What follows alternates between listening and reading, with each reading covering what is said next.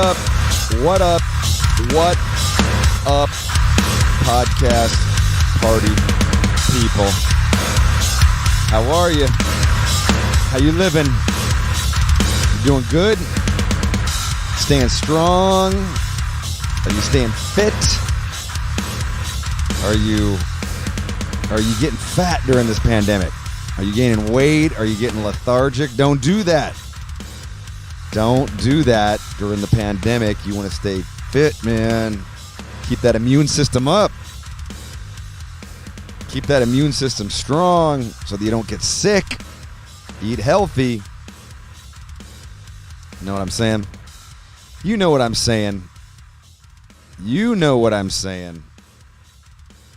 That's the way it's got to be done, man.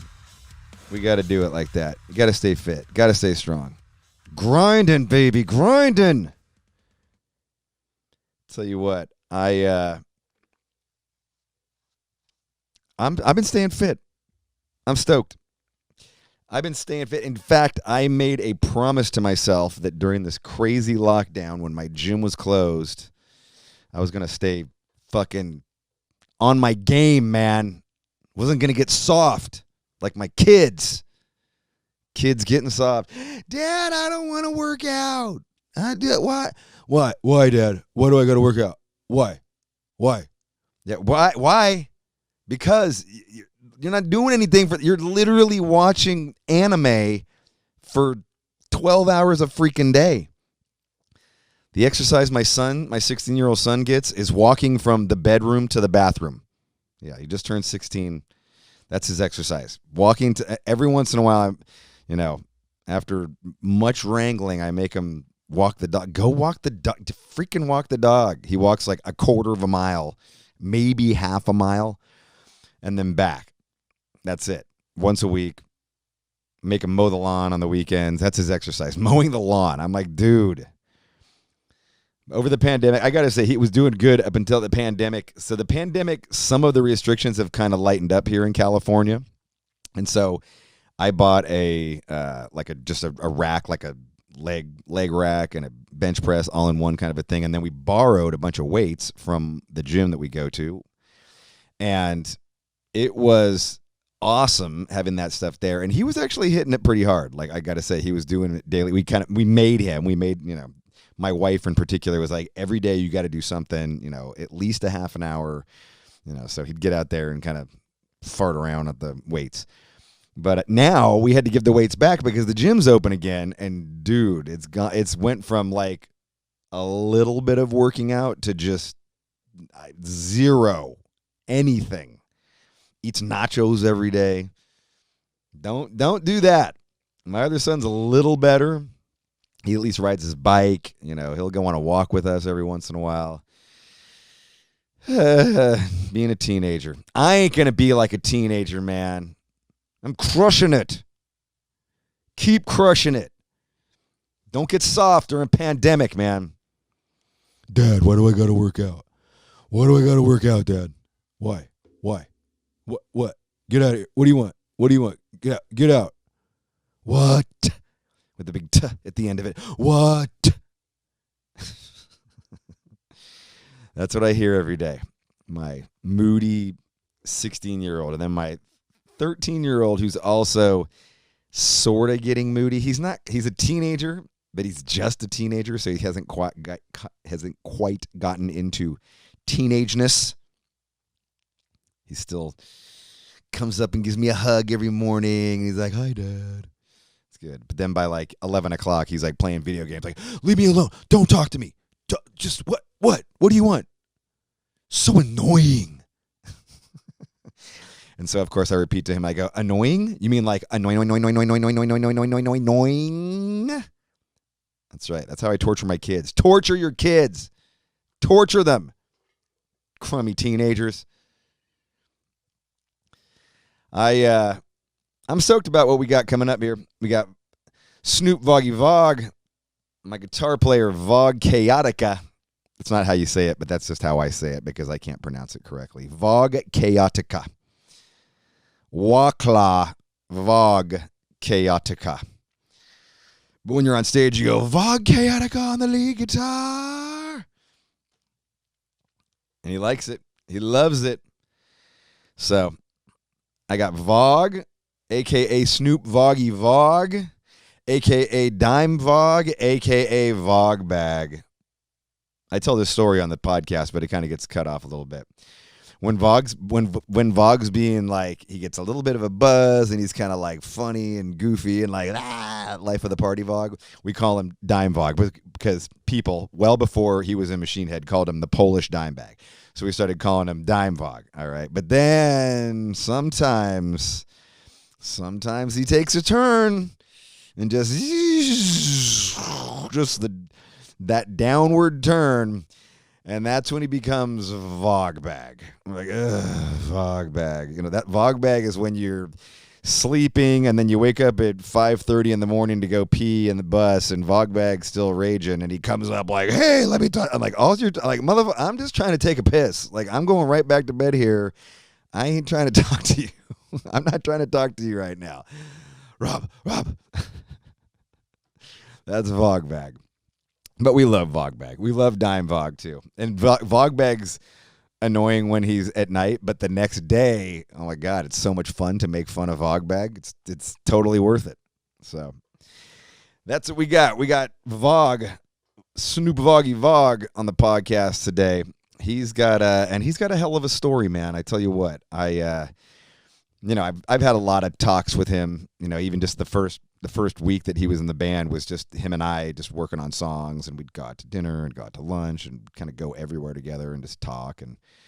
And man, that guy has had a really, really rough life, like a really just tough life. And the fact that he is so positive and so resilient and so just, he's upbeat to be around, and it's kind of amazing, and I think probably a lot of it has to do with this life that he's had, and we get into all that stuff here. We get into part of it. This is a long pod. This might be my longest podcast, and we didn't even get through, the last decade of his life. So, but this was a really good one, and I was really stoked to have him on here and help tell his story, because I think his story deserves to be told to everybody, man.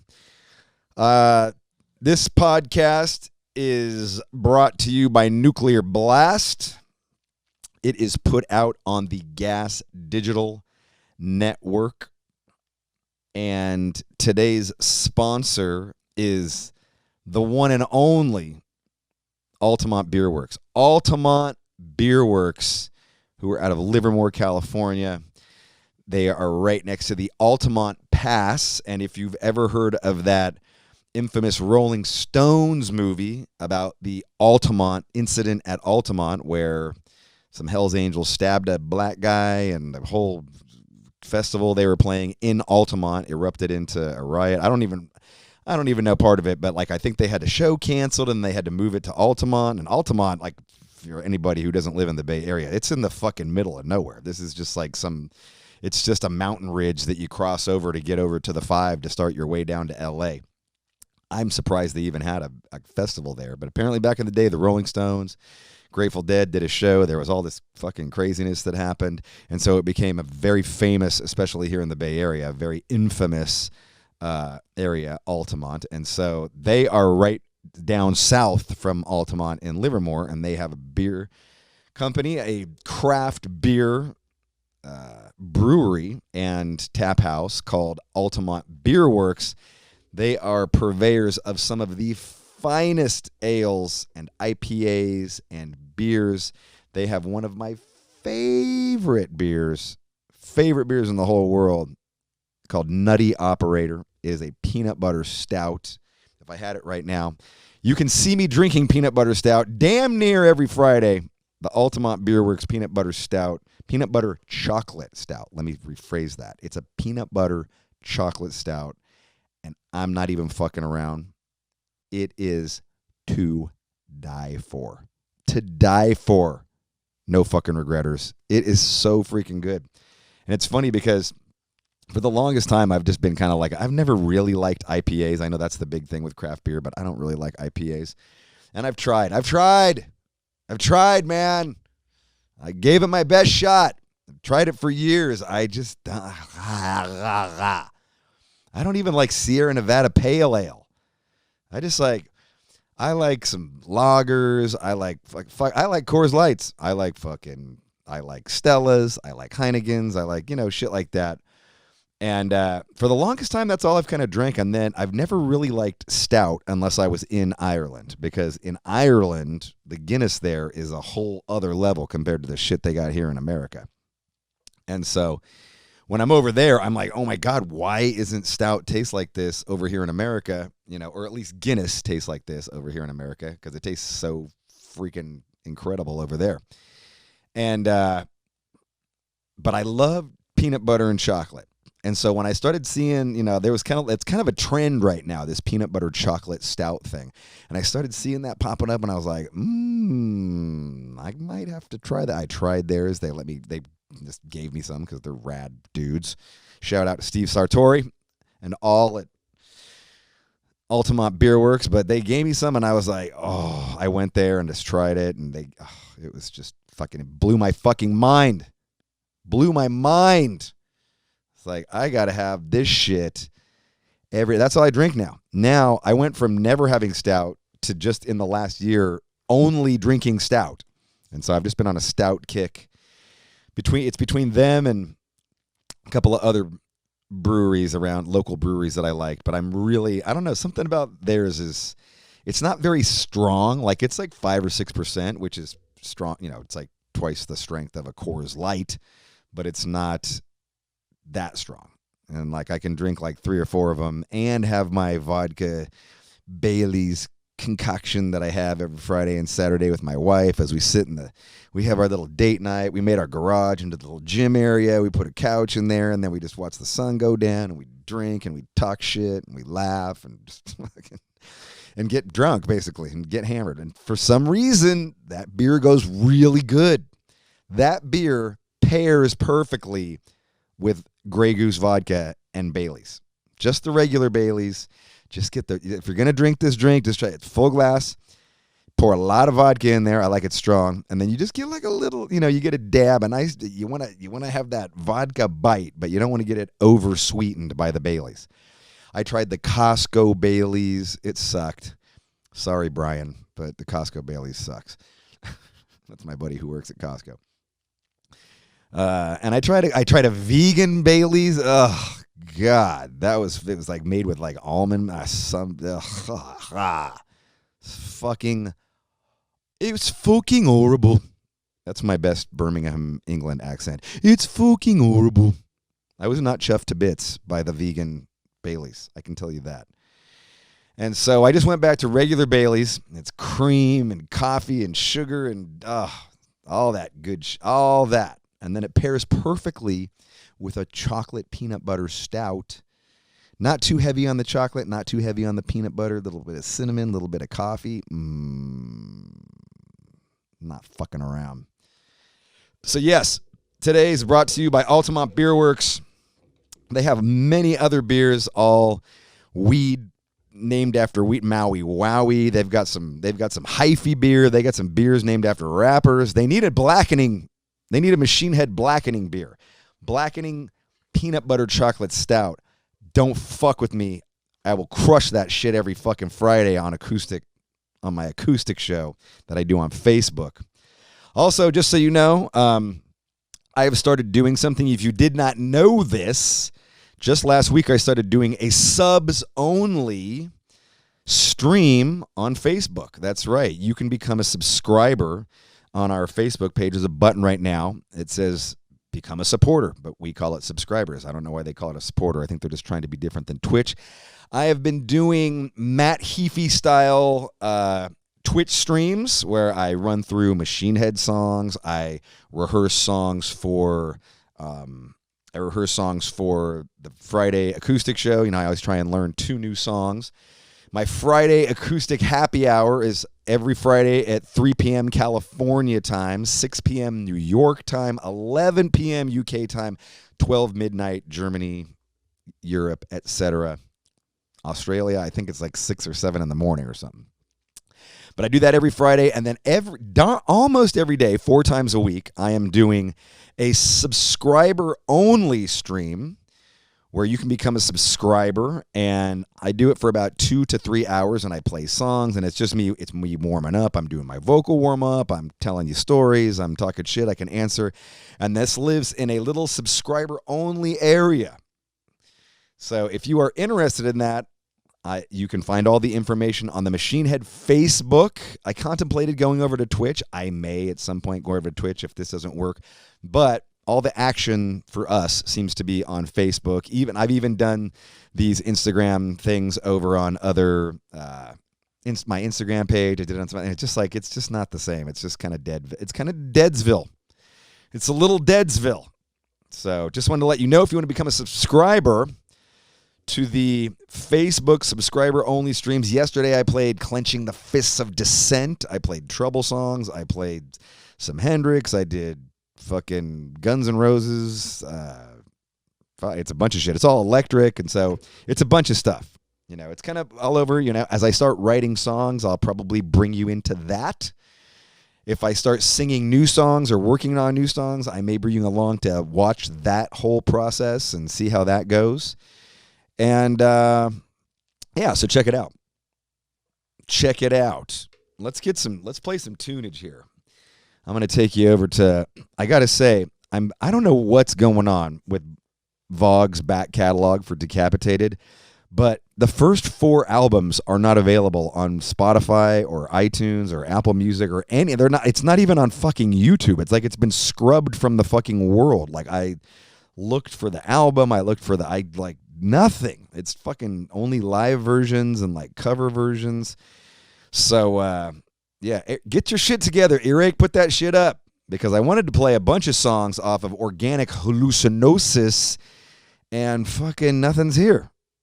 That's the record that I kind of discovered them on. And there's only one song on Spotify, the song Day 69. So I'm going to play you a couple songs from Vogg's catalog. This is Day 69 right here.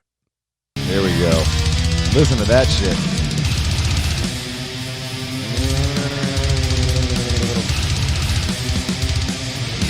Woo! That's a sick riff right there. Sick riff.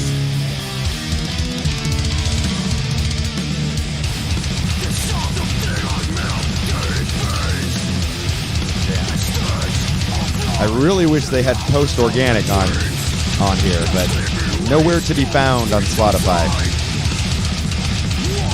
Shit's heavy.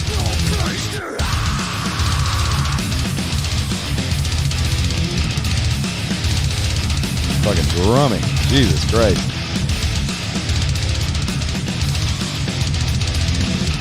This right here is Homo Sum.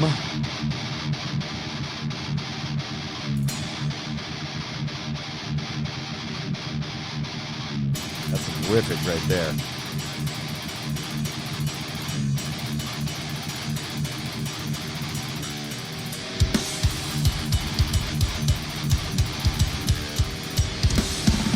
Carnival is Forever record. Woo! Brutality.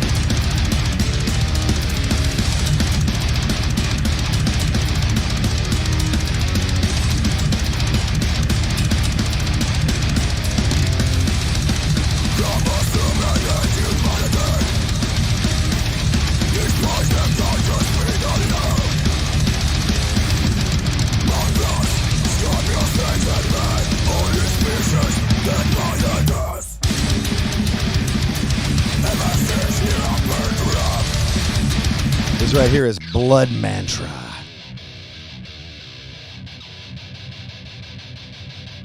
Some chunk right there.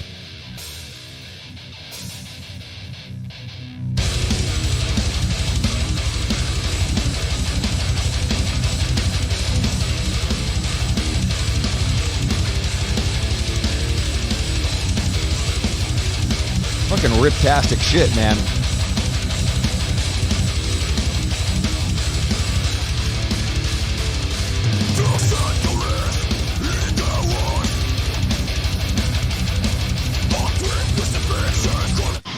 Kill the Cult.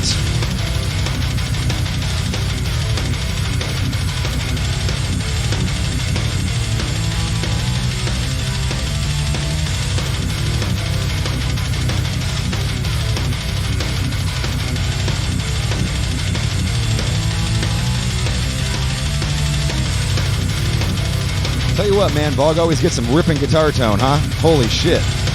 Consistent. These albums are like 15 years apart. Like fucking guitar tone just raging. It's all in that right hand. Vogg's right hand is devastating. Devastating right hand. And this right here is their number one song on Spotify. Earth Scar.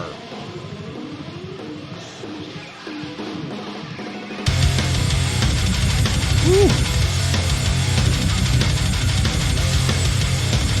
That fucking riff right there.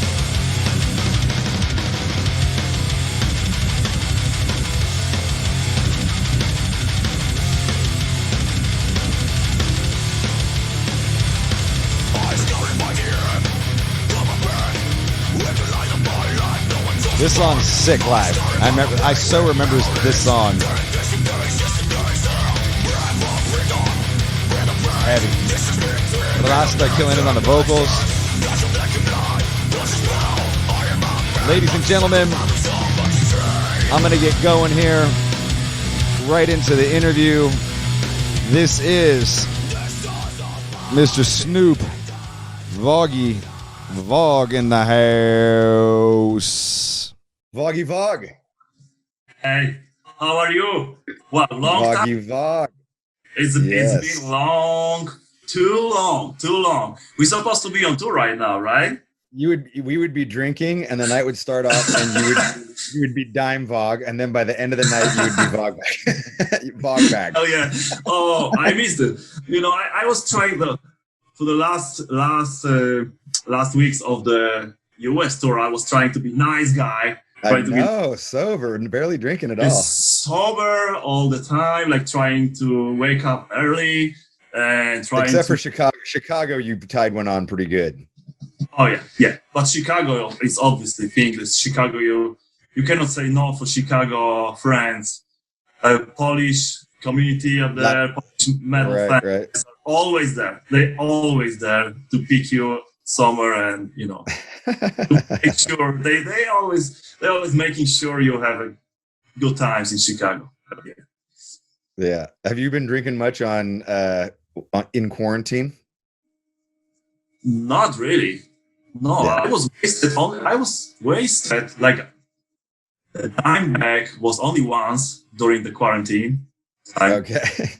But actually, I have some kind of when I'm not on tour, I don't drink that much. Yeah. I don't have this. It works like a food switch, you know. It works like a food switch for the tube amp. When I go for tour, I press channel 1, and it turns me into the after party mood and touring mood. So I go crazy. Right. Actually, the hangover doesn't seem to be that crazy on tour, like at home. No. When I go crazy at home, next day is like, holy shit, how I can drink that much on tour. It's weird, but yeah, I don't go that crazy during quarantine.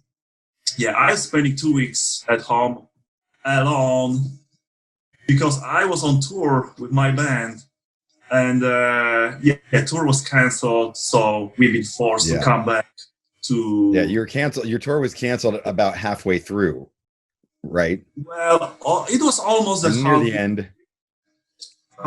We supposed to play about 23 shows, and we just did 8 shows, and everything finished in Glasgow, Scotland. And after this show, so many people from my band and from the crew as well. And also we've been sharing Nightliner. It was big Nightliner with 2 other bands. So I could see that was one band from US as well, and I after the show in Glasgow, I see something like a huge panic because people didn't know what's going on, and they didn't know if the borders will be closed next day or in the field next day. So everyone was afraid about back home, and we've been not sure about the flights as well. So there was lots of people from not even from Europe. So it was like, we need to stop. Yeah. So everybody was kind of freaking out about being able to, if they could, not sure if they could get home or not. Exactly. Yeah. It was like really the atmosphere wasn't good for playing shows. I mean, tour was great. Everything was super cool. Like people show up and. Like proper tour was very cool to be back again on the stage after 2 weeks of seven with Machine Head, but still super cool. Yeah, but unfortunately, like for the all bands and all the crew members and all industry, everything was cancelled. And actually, we've been lucky to do at least all of the 8 shows we did, so we canceled the tour. People disappear, like some of them go immediately to the airport. Like band members disappeared, or crew members? Yeah, kind of. I mean, we have a short conversation, like what's going on. Like I could see that some of the band members really want to go back home, and they are afraid, and they are not in the headspace for enjoying the tour, for playing shows. They be already somewhere there, like out of the tour. So I just said, like, guys, okay, I cannot stop you here. I cannot force you to, because we could actually did 2 more shows in UK, because UK was like the last country, or one of the last countries in Europe. They closing the venues and cancel the shows. And we supposed to play at Bristol and 1 more show in the UK, but like really, like people looks like they want to go home. So I said, like, okay, guys, I go home. If you don't feel that to do that, that's okay. Fuck this tour. Yeah. And that's a tough call. It's a tough, like, I'm sure, like, of course you don't want to cancel the tour because so much money, it costs so much money to start a tour, and then to have it fall apart, not even halfway through, sucks. Yeah, it's really sucks. I mean, all the bands know how it works. Like, you have some costs before the tour. You need to pay for the bus, for the merchandise. That was a big trailer of merchandise already paid. Right. So right now we selling this. The manager, we make the Decapitated official web store again. So we start to selling this stuff again on the website, and that's it. Like I didn't complain a lot. I mean, I invest a lot of money for this tour. Yeah. But I invest some money. And I would imagine you didn't get a lot of it back. I mean, did the bus company give you your deposit back? That's actually, in this situation, the bus company says, like, we don't have to pay for the cost of the bus. That's okay. For the shows we canceled, we didn't play. So as soon the bus will be back in Krakow, because the company is from Krakow and it's really cool guys. My friends, I know those guys from years. They just started a company. They have it's a small company. They have only 2 buses, but really cool, nice buses. And they said, no worries, man, you don't have to pay for that. We understand the situation. It's really hard. That's very cool. for all of us, we understand. We don't want you to pay for the bus when the bus is staying on the parking. So that's cool. That's safe. Right. That save a lot of cash. Yeah. So other than the shows that you had already done, you had to pay for those. But then the ones that got canceled because of the coronavirus, you didn't have to pay for. Right. Correct. Yeah. Right. Yeah. Yeah. That's awesome. So that's also. I mean, the tough part's the merch, because that's all probably printed all the merch for most of the tour, right? That's right. But that's still we can sell this merchandise right now on the website, on the web store. So and it looks like, I think we are ready. I think yesterday we are finished selling for the cost. So right now it's actually for the press. So it's going pretty well. So yeah, awesome.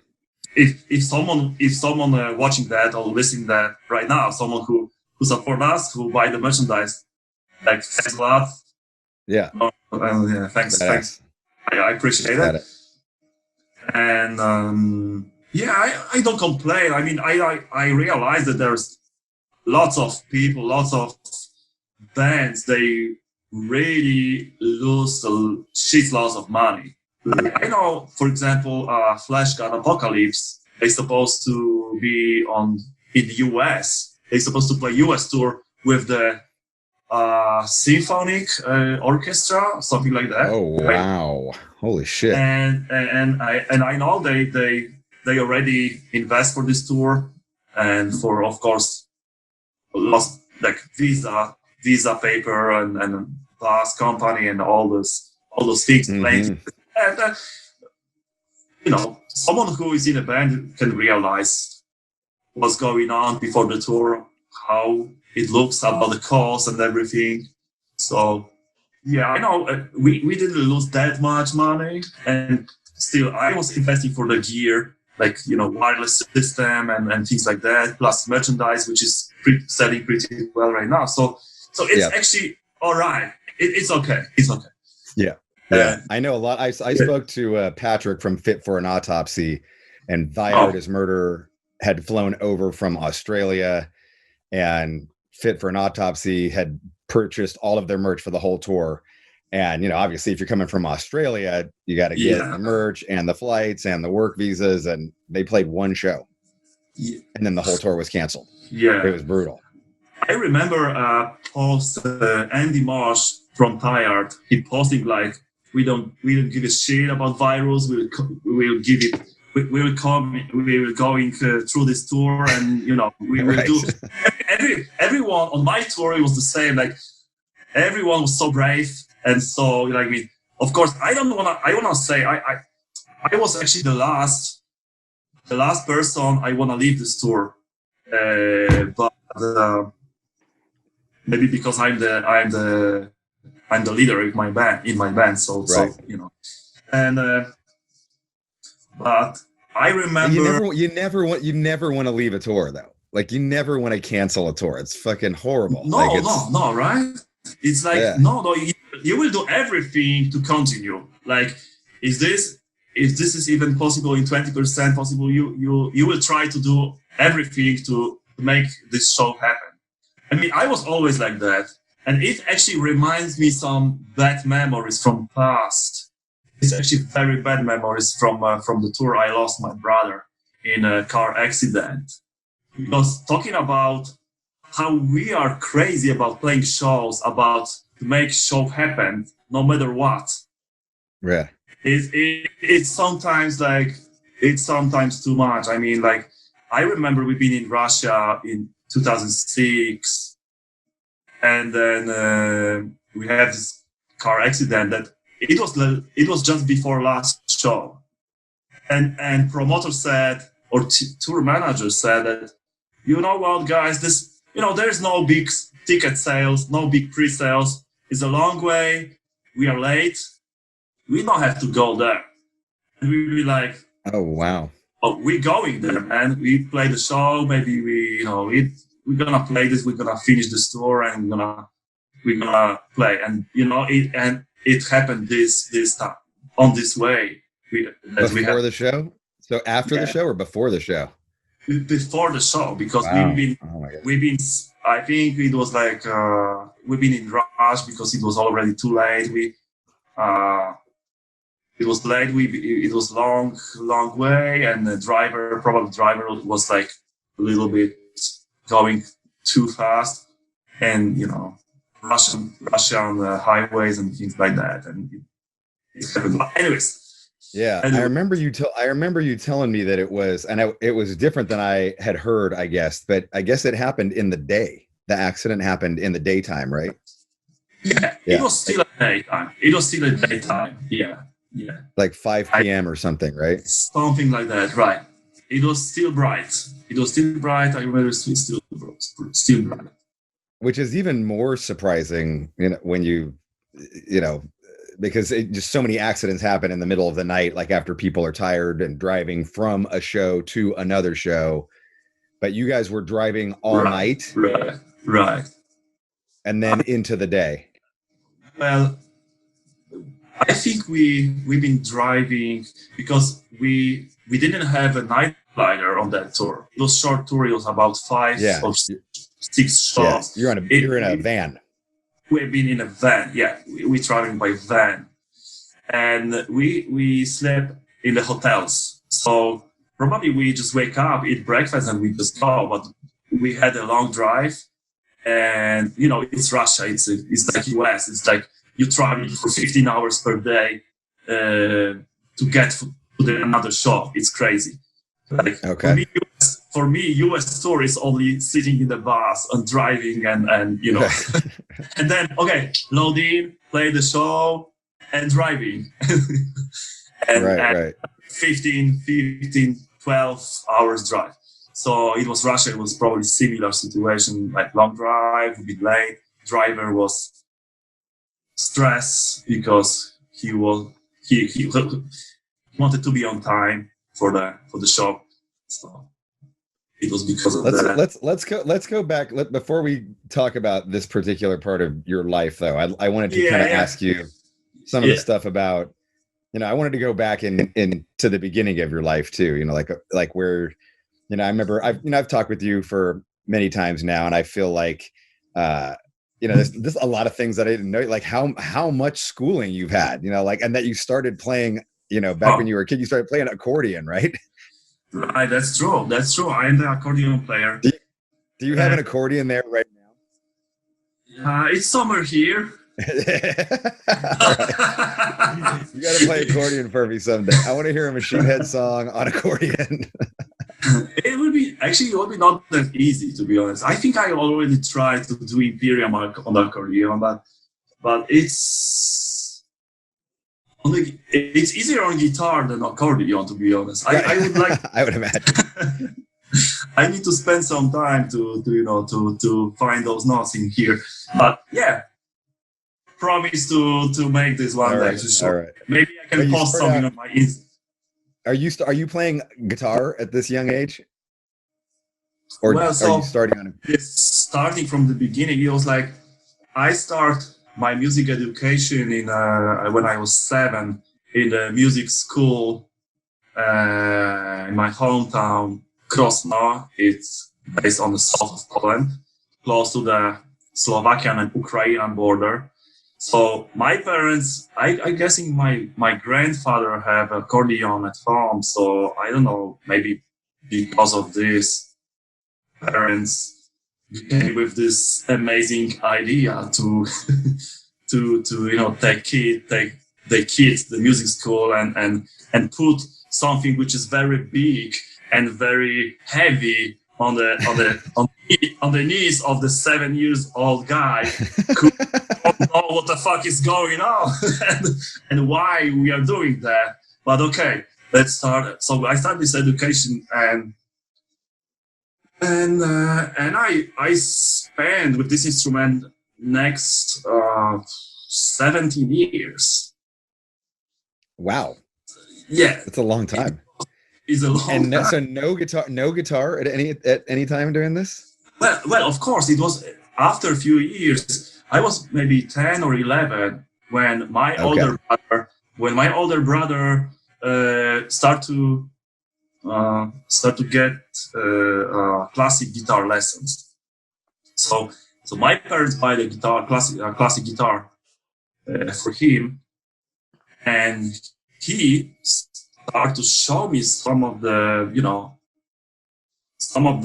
notes, some of the chords, things like that, simple songs that he already learned from his teacher. Were you playing like classic Polish folk songs, or were you playing like what are you playing on accordion? So like, that's what type of songs? That's a good question. I mean, it was some kind of like typical folk music from Poland, and I remember because this time it was about 90. It was like 1980. 1987, 1988. So it was lots in the schools, lots of Russian music literature. I don't know how to say. Okay. Russian music, Russian folk music, together with Polish music. And because of the communist system, which was probably in school before me a long time ago, a long time before I start to play. So there was a lot of. I remember those cards, papers with the notes with the Russian sheet alphabet. music. Yeah, sheet music. Yeah. So I play mostly. Accordion is like kind of folk music instrument. Also. Not only folk music, but you can play is it like sad songs? Is it like sad songs, or is it more like happy songs, or like? It was both. It was both. Yeah. Both. Okay. Lots of sad, like because the Slovenic kind of culture deliver lots of like this very melodic music with lots of melodies. Actually, that's interesting. It reminds me. I have a lesson today with one of my students, and I show him how to play "I Am Hell."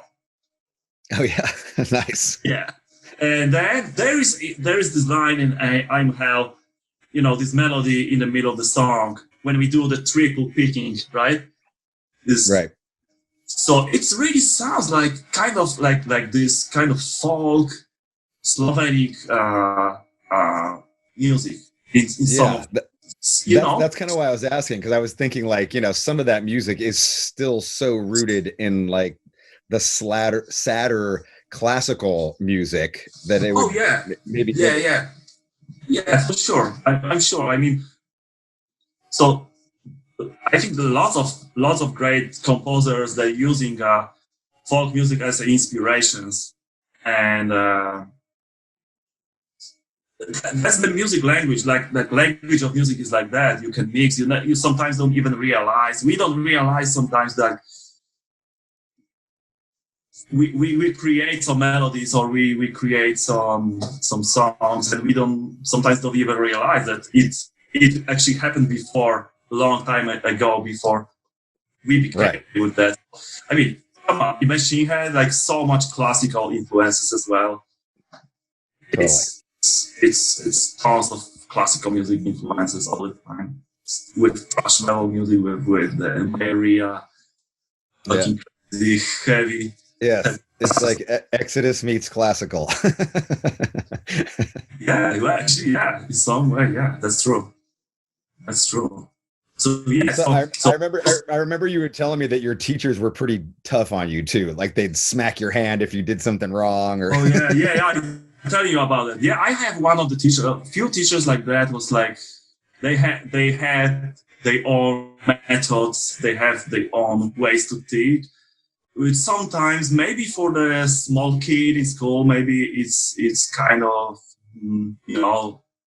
when you're young and you're at school, you're sometimes afraid about teacher is someone who is like almost like a god to you, like someone who you need to listen to this guy, and you need to do wherever he wants. So some of the teacher like clap my hand a little bit, like beat my hand a little bit, or I think a music education can be stressful, like a music school can be stressful. That's why I make a question for myself these days, if because I have two daughters and my older daughter, she's 7 right now. So after summer she's starting school, and I was thinking maybe, okay, should I put her into the music school, or maybe not, and because I can see that my kids have a music talent. I'm sure, that's something I can already say that it's for sure.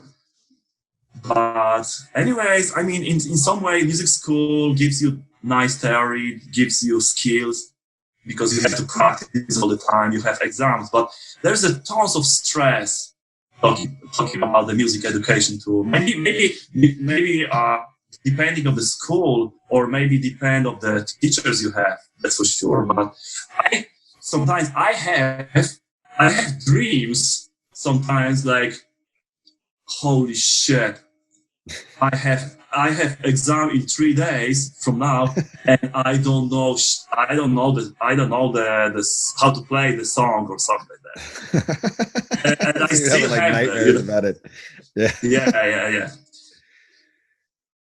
Yeah. So yeah, but anyways, I don't have these bad memories only. I don't want to say that it's only bad memories. I have lots of great memories, to be honest. I mean, you did it for a long time. It's a really long time. 17 years. 17 years is like, that's the length of someone going to high school here in America. Yeah. So I mean, going through a whole school cycle, So yeah, I did the whole school cycle in a music school. Yeah. In a music school, playing accordion. When did guitar come along? And were you taking guitar? Were you taking guitar in music school? Okay, so I was about 10 or 11 when I started playing guitar. And first it was acoustic guitar. Then my father, he buy some of pickups, like not like EMG, not like Seymour Duncan. Oh, pickups, yeah, right. Yeah, pickups, yeah. So we set those pickups to the acoustic guitar we have at home, and we plug into some of vinyl, like a record player. Record player, yeah. Right. So it was like, wow, holy shit, that's it. I mean, this is amazing, right? See, now you had heavy sound. And now I have a heavy sound. I didn't have distortion. I didn't know that there is something like distortion exists. I thought it, Metallica sounds like Metallica because they play so loud, because they have big speakers and things like that. Right. I didn't realize it's something like distortion pedal, whatever, like anything like that. So yeah, I started to play guitar. I had first pickups with my father buy for me, and he set up first heavy sound for Vogg. So I was like, oh my God, this is it. And these days I start to listen metal because of my older cousin who lives in the same town, like a few blocks away. He was a metalhead, a big metalhead. He got all these records. He got Exodus, Slayer, Metallica, everything from Bay Area, together with old thrash metal scene from Germany, Sodom, Creator, all those bands, Celtic Frost, and he got everything, and he got nice collection. So he introduced me to metal scene, and that was it. I signed a deal. With sold your soul for rock and roll. Exactly. That's awesome. But you just loved it though. Like you just loved hearing. What was the first like metal band that he played you though? What was the first heavy band? Do you remember? Oh man, it will be hard to say, but I remember like first impression was probably a Creeping Death of Metallica. I think they have an EP. Yes, they had the Creeping Death EP. Creeping Death EP, and probably maybe it was it. Maybe it was first. But he got so much things, so I just all of it got dumped on you. Sodom, Creator, Metallica. And so now imagine you have a Vogg.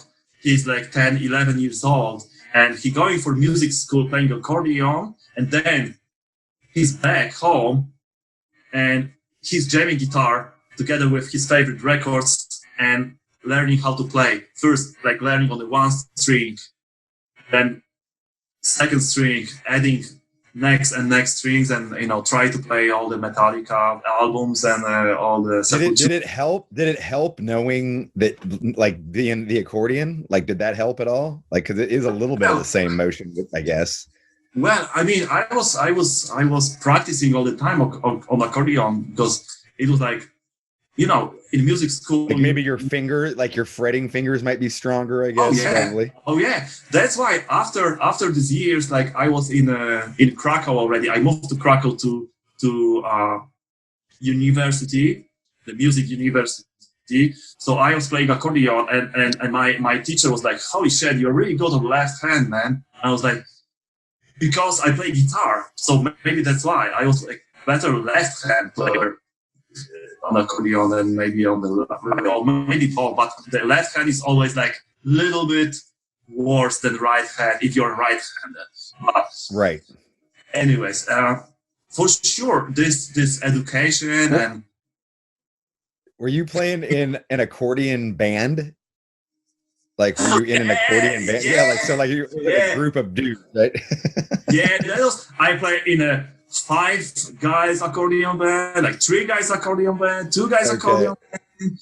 I sing in a choir. I sing. I was in a choir. Hell yeah. Why did I have to give you all those lessons on tour? Oh, come on. No, this is the different. You forgot all that stuff. I mean, they didn't teach us this kind of singing. Wow, that's a lot though. That's just a lot of musicality. That's awesome. I mean, in the accordion band, would you guys play shows? Yeah. So you were doing like Decapitated shows and then accordion band shows? No. It wasn't like that. It was more like a school band. So gotcha. So I didn't have like band like, okay, I go out from school and I have a band like Decapitated, like, hey, you want to play my band? You want to play my band accordion? No, it was like a school band made by teachers in the school, so we can practice in a few people, like see how it is, like. So and then we play some kind of shows in school, like on the end of the year, or celebrating something, things like that. So I did a lot of this, and then on studies I sing in choir, and I also play in a big band, like a jazz big band in school. Oh yeah, and accordion? No, guitar. Oh, okay. And that's another story, because one day one of our teacher said, because we already start to think about making band. We didn't have a name, but me and the old singer and my brother Vitek, we start to jam.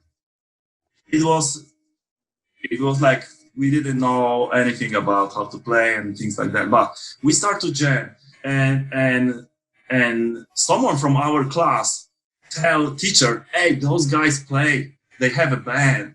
So teacher, she said, oh really? So so you guys will play on the end of the year of the school, like for the whole school, like everyone, all teachers, all students, and everyone, like 200 or 300 people in the room. And so we did 2 songs.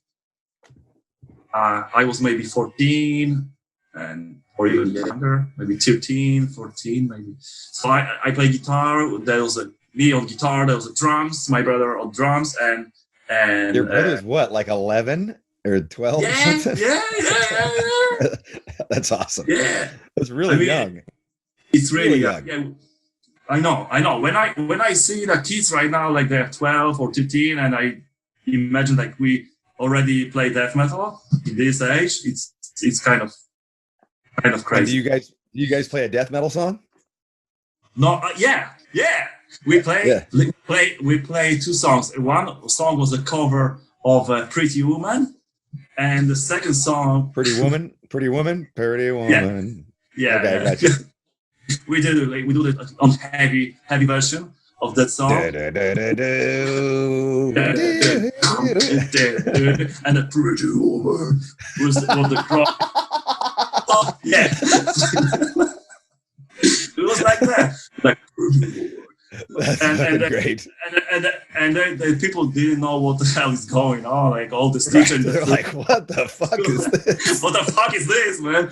And the second song was cover of Polish death metal band Vader. Oh, sweet. Yeah, it was all the blast beat, and actually the song was written for the double bass, and we didn't have a second kick drum, so we played just for one. But who cares, right? Right. And that was cool. What Vader song was it? It was Sotis. Okay. Sotis.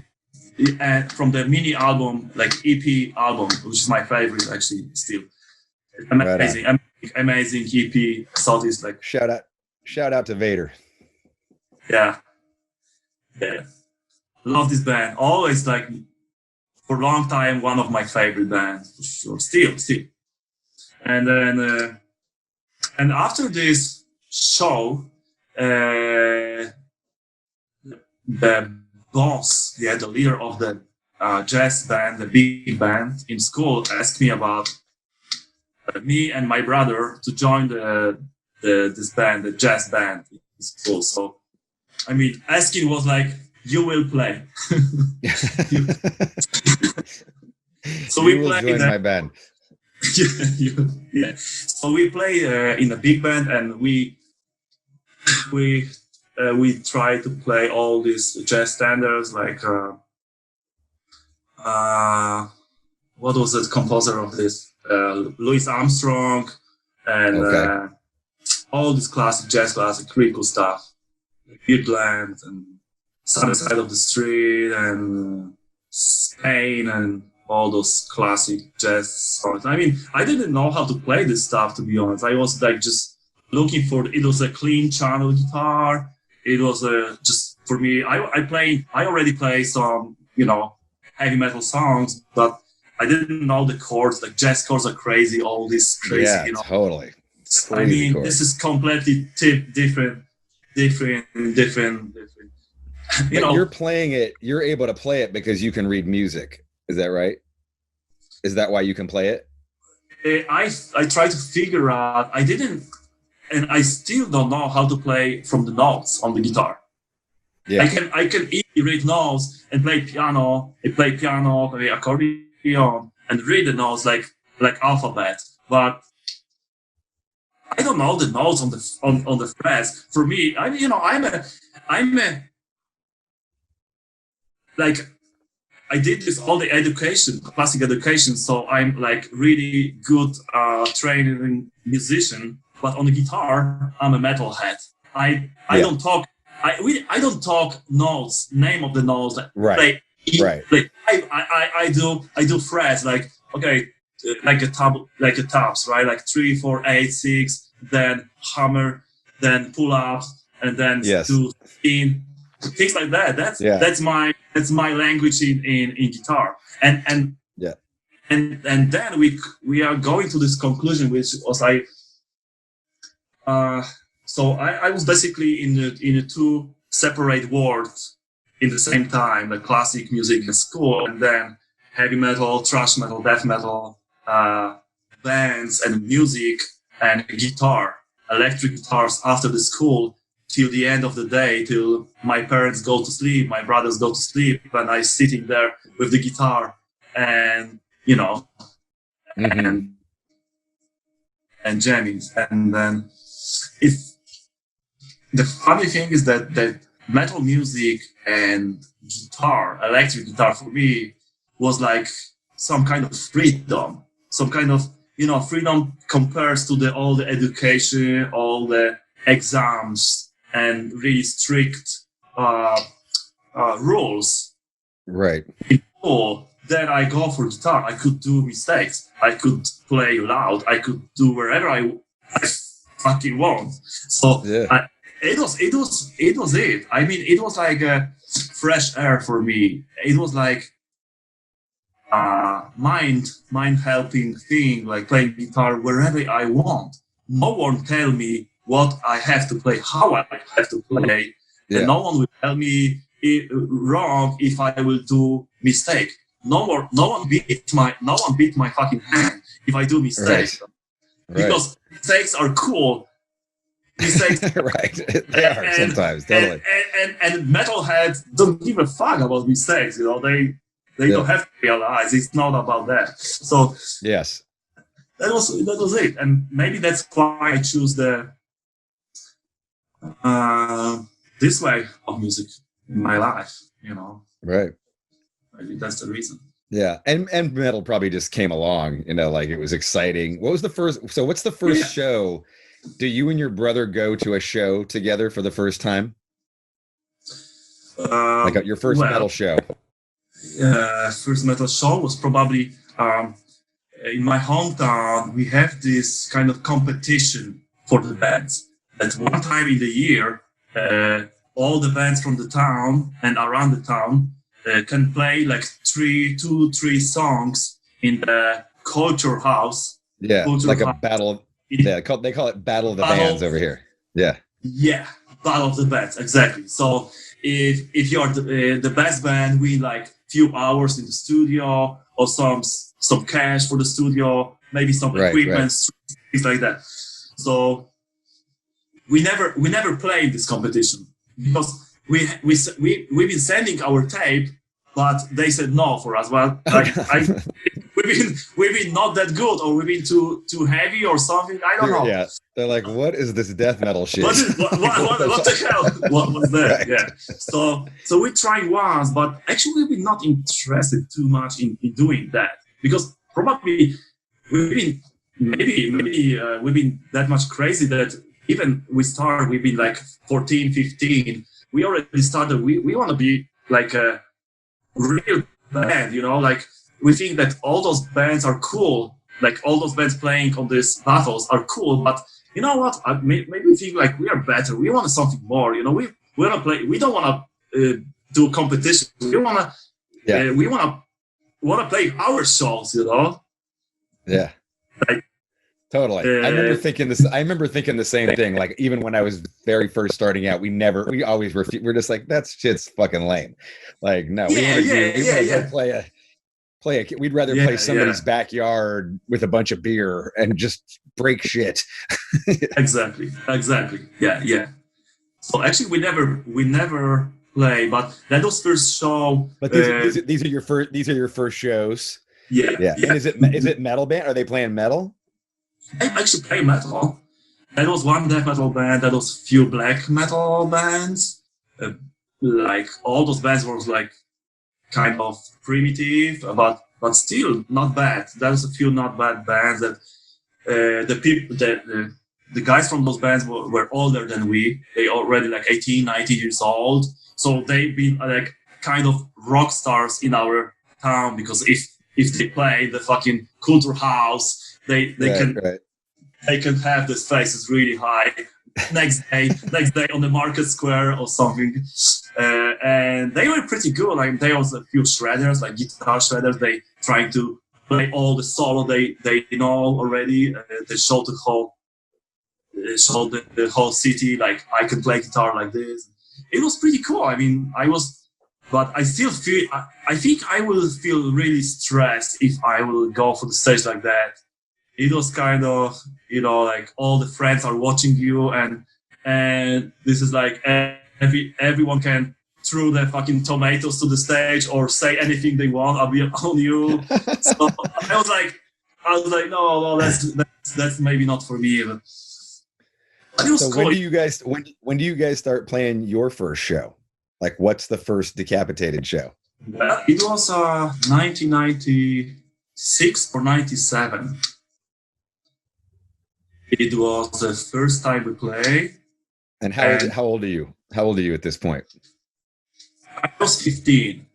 I was 15, and Vitek was 13. He was 12, 13. Okay. About 12, 13. Yeah. So when he sit on his chair, he barely could touch the pedals for the kick drums.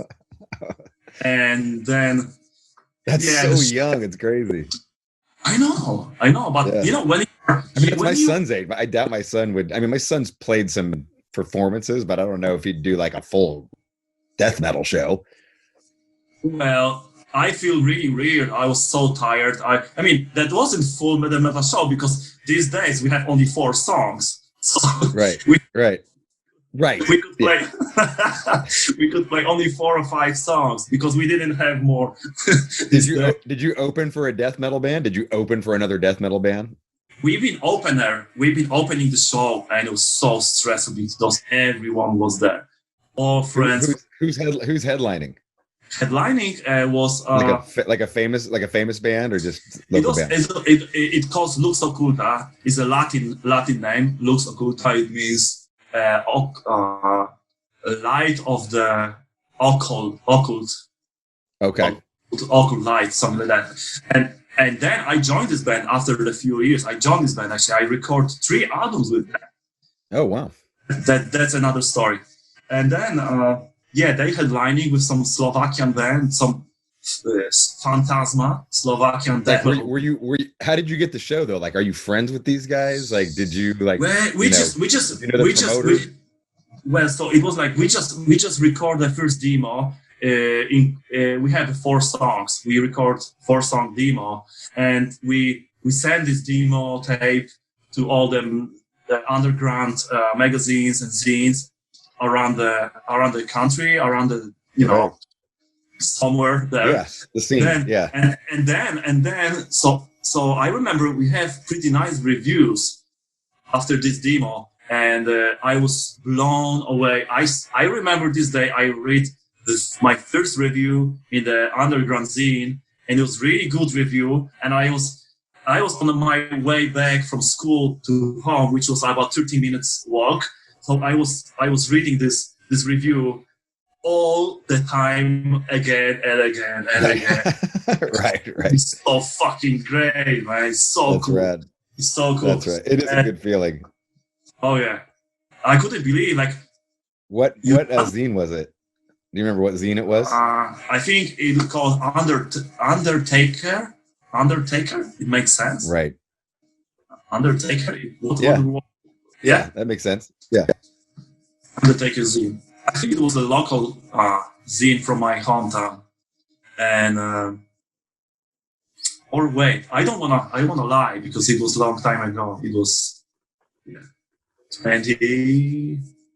almost 25 years ago. So quite a long time ago. And then was some.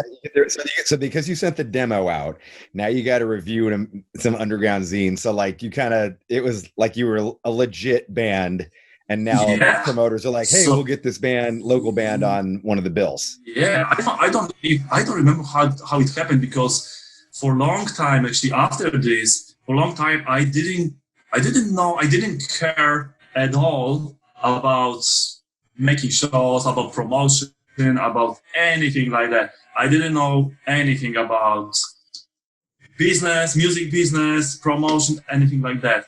That was the other people into the band. They are more smart with that, so they sending tapes and they talk with promoters. But yeah, there was the rumors. There's a band, young guys, really young guys, but they can play because they are from music school, and things like that. And then we had this show with the bands. They already means something on the Polish metal scene, which was a huge thing for us to play. I remember from the show I didn't hear anything. It was very dark, and first time I could feel the smoke machine thing was so weird. It was cool. It was very fast. Something happened. I don't know what just happened, but it was cool. nice feeling. I could hear some like that. That was first. Were people headbanging and stuff? I think it was like 5 people headbanging. Yeah, because right. the rest of the people, it was like kind of like maybe 200, 300 people in the room, but the rest of the guys, they're just waiting for the headliner. Right. So just like death metal. at least they let us finish the show, and they are like, don't like. Yeah, they didn't flip you off or boo or throw shit at you. So that's a success. So it was big success, yes, for the first show. And then we decided to record the second demo tape in '98. And after this, my friend Jarek Szubrych, who is right now he's a nice big journalist, and he's a book writer, and he tried to manage us a little bit, and he take this demo and he sent the demo to another manager. Who was already manager of Vader, this death metal band Vader. Right. And he sent so we record another 4 or 5 songs plus Slayer cover. We call it Mandatory Suicide by Slayer. And, right on. And we sent it to this manager, and he was like, holy shit, this is the next Vader, man. Those guys, like, and he realized like how young we are, and he was a huge person these days in Poland. Like, he was manager of Vader, means he's a big person. He's the biggest person. Because it's like the biggest band out of Poland, right? At this time, death metal band. This time was the biggest band in Poland. They play tours in US and over to Europe with all those bands, with D-Side, with Cannibal Corpse, with they were already big part of the metal scene worldwide. So his manager was like a godfather for the one of the godfathers for the metal music scene in Poland. So it was a big deal. It was big deal for us to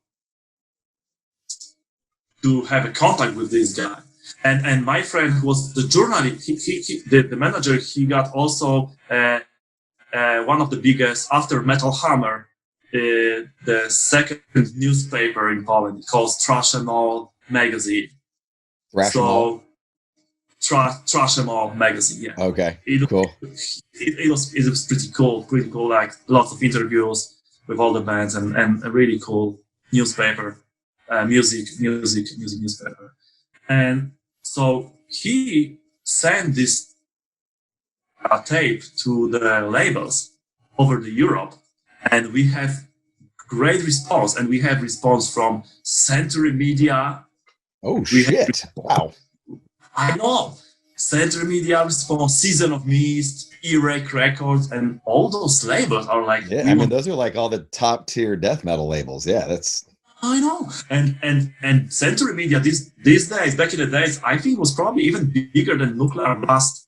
It was like Nuclear Blast today. Yeah, Century Media was bigger at one point.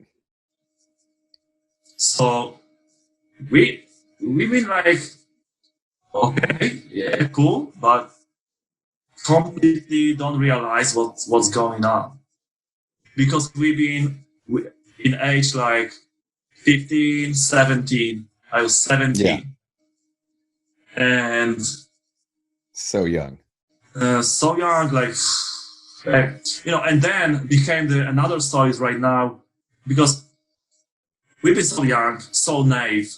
I'm still kind of naive. I still figure out. But yeah, we've been very young, so we've been open to sign anything. Yes, of course. Yeah, like you don't even. Like, you sign first contract that comes in, like I'll sign it. Yeah. So you will record the record, you will have a tour in Europe, maybe US, and things like that. So it was like something we've been not ready for. We didn't expect at all. and something which came really fast, to be honest, to us. Yeah, that's what I mean. Like, that's really like your second demo. You've got like all this, the kind of top tier metal labels of the world coming at your door. Yeah, so we didn't understand what's going on. We knew that it's cool. And yeah. I mean, you're still in school. You're still in school. Oh yeah. Oh yeah. Oh yeah. And your brother, obviously, too. My brother, he was like 16 or 17. He was already touring over the Europe with Immolation, with with Crisium, and all those death metal bands. Yeah. So he was like this kid who come back from tour straight from the Nightliner. Right. So funny. Like, and still have to go to school. Yeah, and go back to school to play exam on piano. Right. And imagine the situation. I remember he tell me situation once he get this exam from piano, right?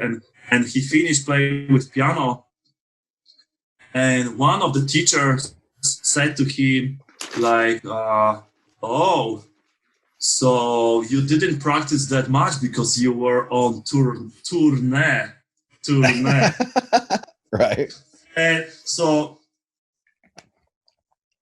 I take it as like teachers were jealous about like 16 years guy. I mean, that's like you're a successful, but like you're not even what do you even need school for? Like, you're going on tour, right?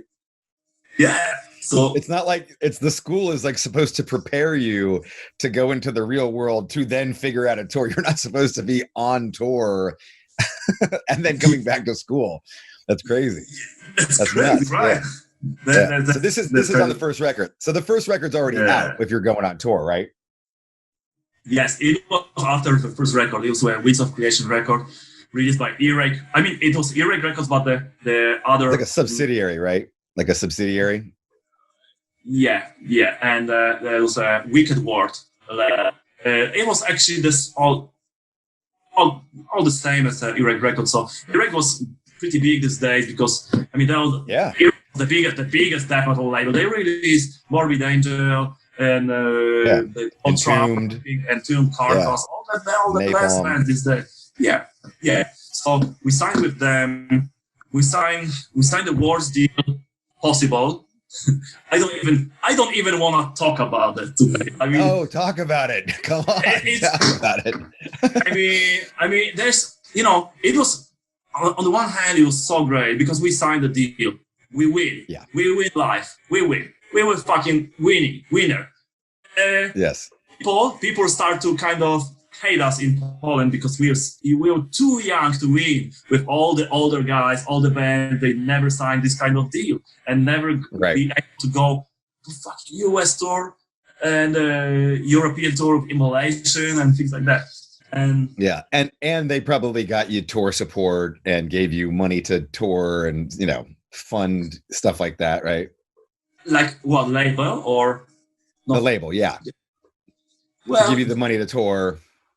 Yeah. All the things like that. They support us. They actually, I think the Earache did a great job for us, especially in UK and the British territory because they're from there. Mm-hmm. They're from Nottingham, and we've been touring in the UK all the time. We've been there almost every year or every second year touring the UK or play single shows. Yeah. But in return for that, the deal is not very fair to the band because they're giving you a bunch of money up front. Is that what you're saying? You're saying it's the worst. You're saying it's the worst deal that you signed. Yeah, the worst deal because. I don't believe saying that these days because right now, if I was seeing this kind of deal, if someone will offer me this deal today, I was like, yeah, right. But back then, when you're 17, how old are you? You're 18 when you get signed. When you get signed, you're 18. Yeah, I mean, my manager sent me deal. I was in a school room with my singer, in the schoolroom, and we have two deals, like publishing and something deals, like big deal in English. Right. I don't understand anything except my band name and and few other words. And I have a call from my manager saying, "Okay, you sign this and send me tomorrow." Right. And you went, "Okay." Okay. Right. So that was pretty much like that. It looked like pretty much like the other day. But if you imagine kids like that, I think even my parents didn't know about that. I signed the deal. Because, what? You didn't tell your parents? I mean, they know something, but you know, I didn't know. I didn't want to tell them everything because they can say like no, or you will not sign, or whatever. Right. Which was kind of my mistake. But I was like that because I was young when I started to play in the band and go for shows. Also with another band, Look So Cool. I mentioned before, this kind of black metal band. Right. So the older guys took me from my home and put me into the bus, and you go on tour with us, play guitar. And my parents was like, I'm not sure about that. Right. And I was like telling my parents, I going for tour, or it wasn't like touring these days. It was more like going for 2-3 shows and back home. But I was in school, I was underage, and I was telling my parents I leaving on tour like when I was actually leaving, like 5 minutes before. Buzz was already there. So wow. Yeah. My parents would have been pissed. Oh, they were pissed. I was actually impressed they let me go for that, to be honest. I don't know. Right. It's crazy. But maybe they can they see the fucking drive in my eyes and everything, and then they know that they cannot stop me with that. Right. So I think they're cool guys, you know, the cool parents. I have cool parents, so you know, my father always, you know, they buy me the first guitars, and my mother buy me first Les Paul guitar, which was of course not Gibson, but it was like copy of Les Paul. It cost 50 euro. It was cost 50 euro, but it was like 50 euro, 50 euro. But it was cool. It was cool. It was cherry color copy Les Paul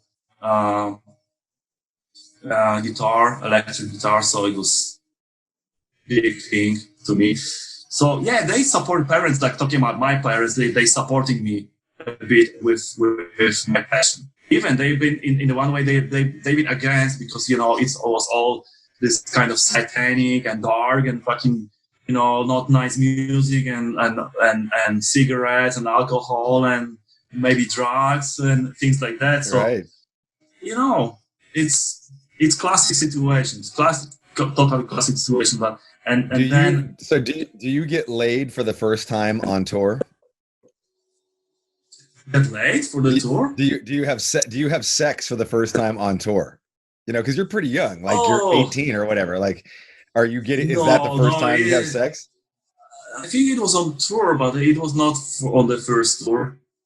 It was not on the first tour. No, on another tour. I was kind of shy for that things. Even everyone from my friends or my wife, which is right now, they all thinking about me like I could have like every chick, every girl I can hand out, and I can grab every chick I wanted. I wasn't like that, to be honest. You know, I was like this kind of guy who's a little bit shy and want to play guitar, want to go on tour. Yeah. Fun. Are you drinking a lot though on your first couple tours, drinking and smoking and yeah. That was a party. That was like never stopping party. I was of course afraid about like come back home. You know, like I don't want to be still drunk or big hangover when I be back home, because I need to go to school. My parents will fucking kick my ass and you know, they don't know that you're drinking. They don't know that you're drinking.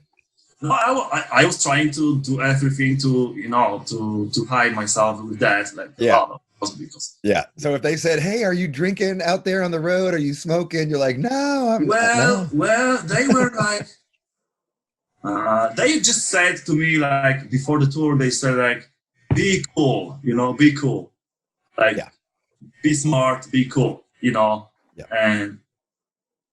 and there's the two options right now. Maybe they believe they aren't cool on tour, or the second option, they they knew what's going on. I'm sure they had to know at some point. Because I believe that all parents are the same, like we all the same. Like, probably my parents drink alcohol when they were 16, 17. Come on. Yeah. So you get laid. So you get laid for the first time on the road.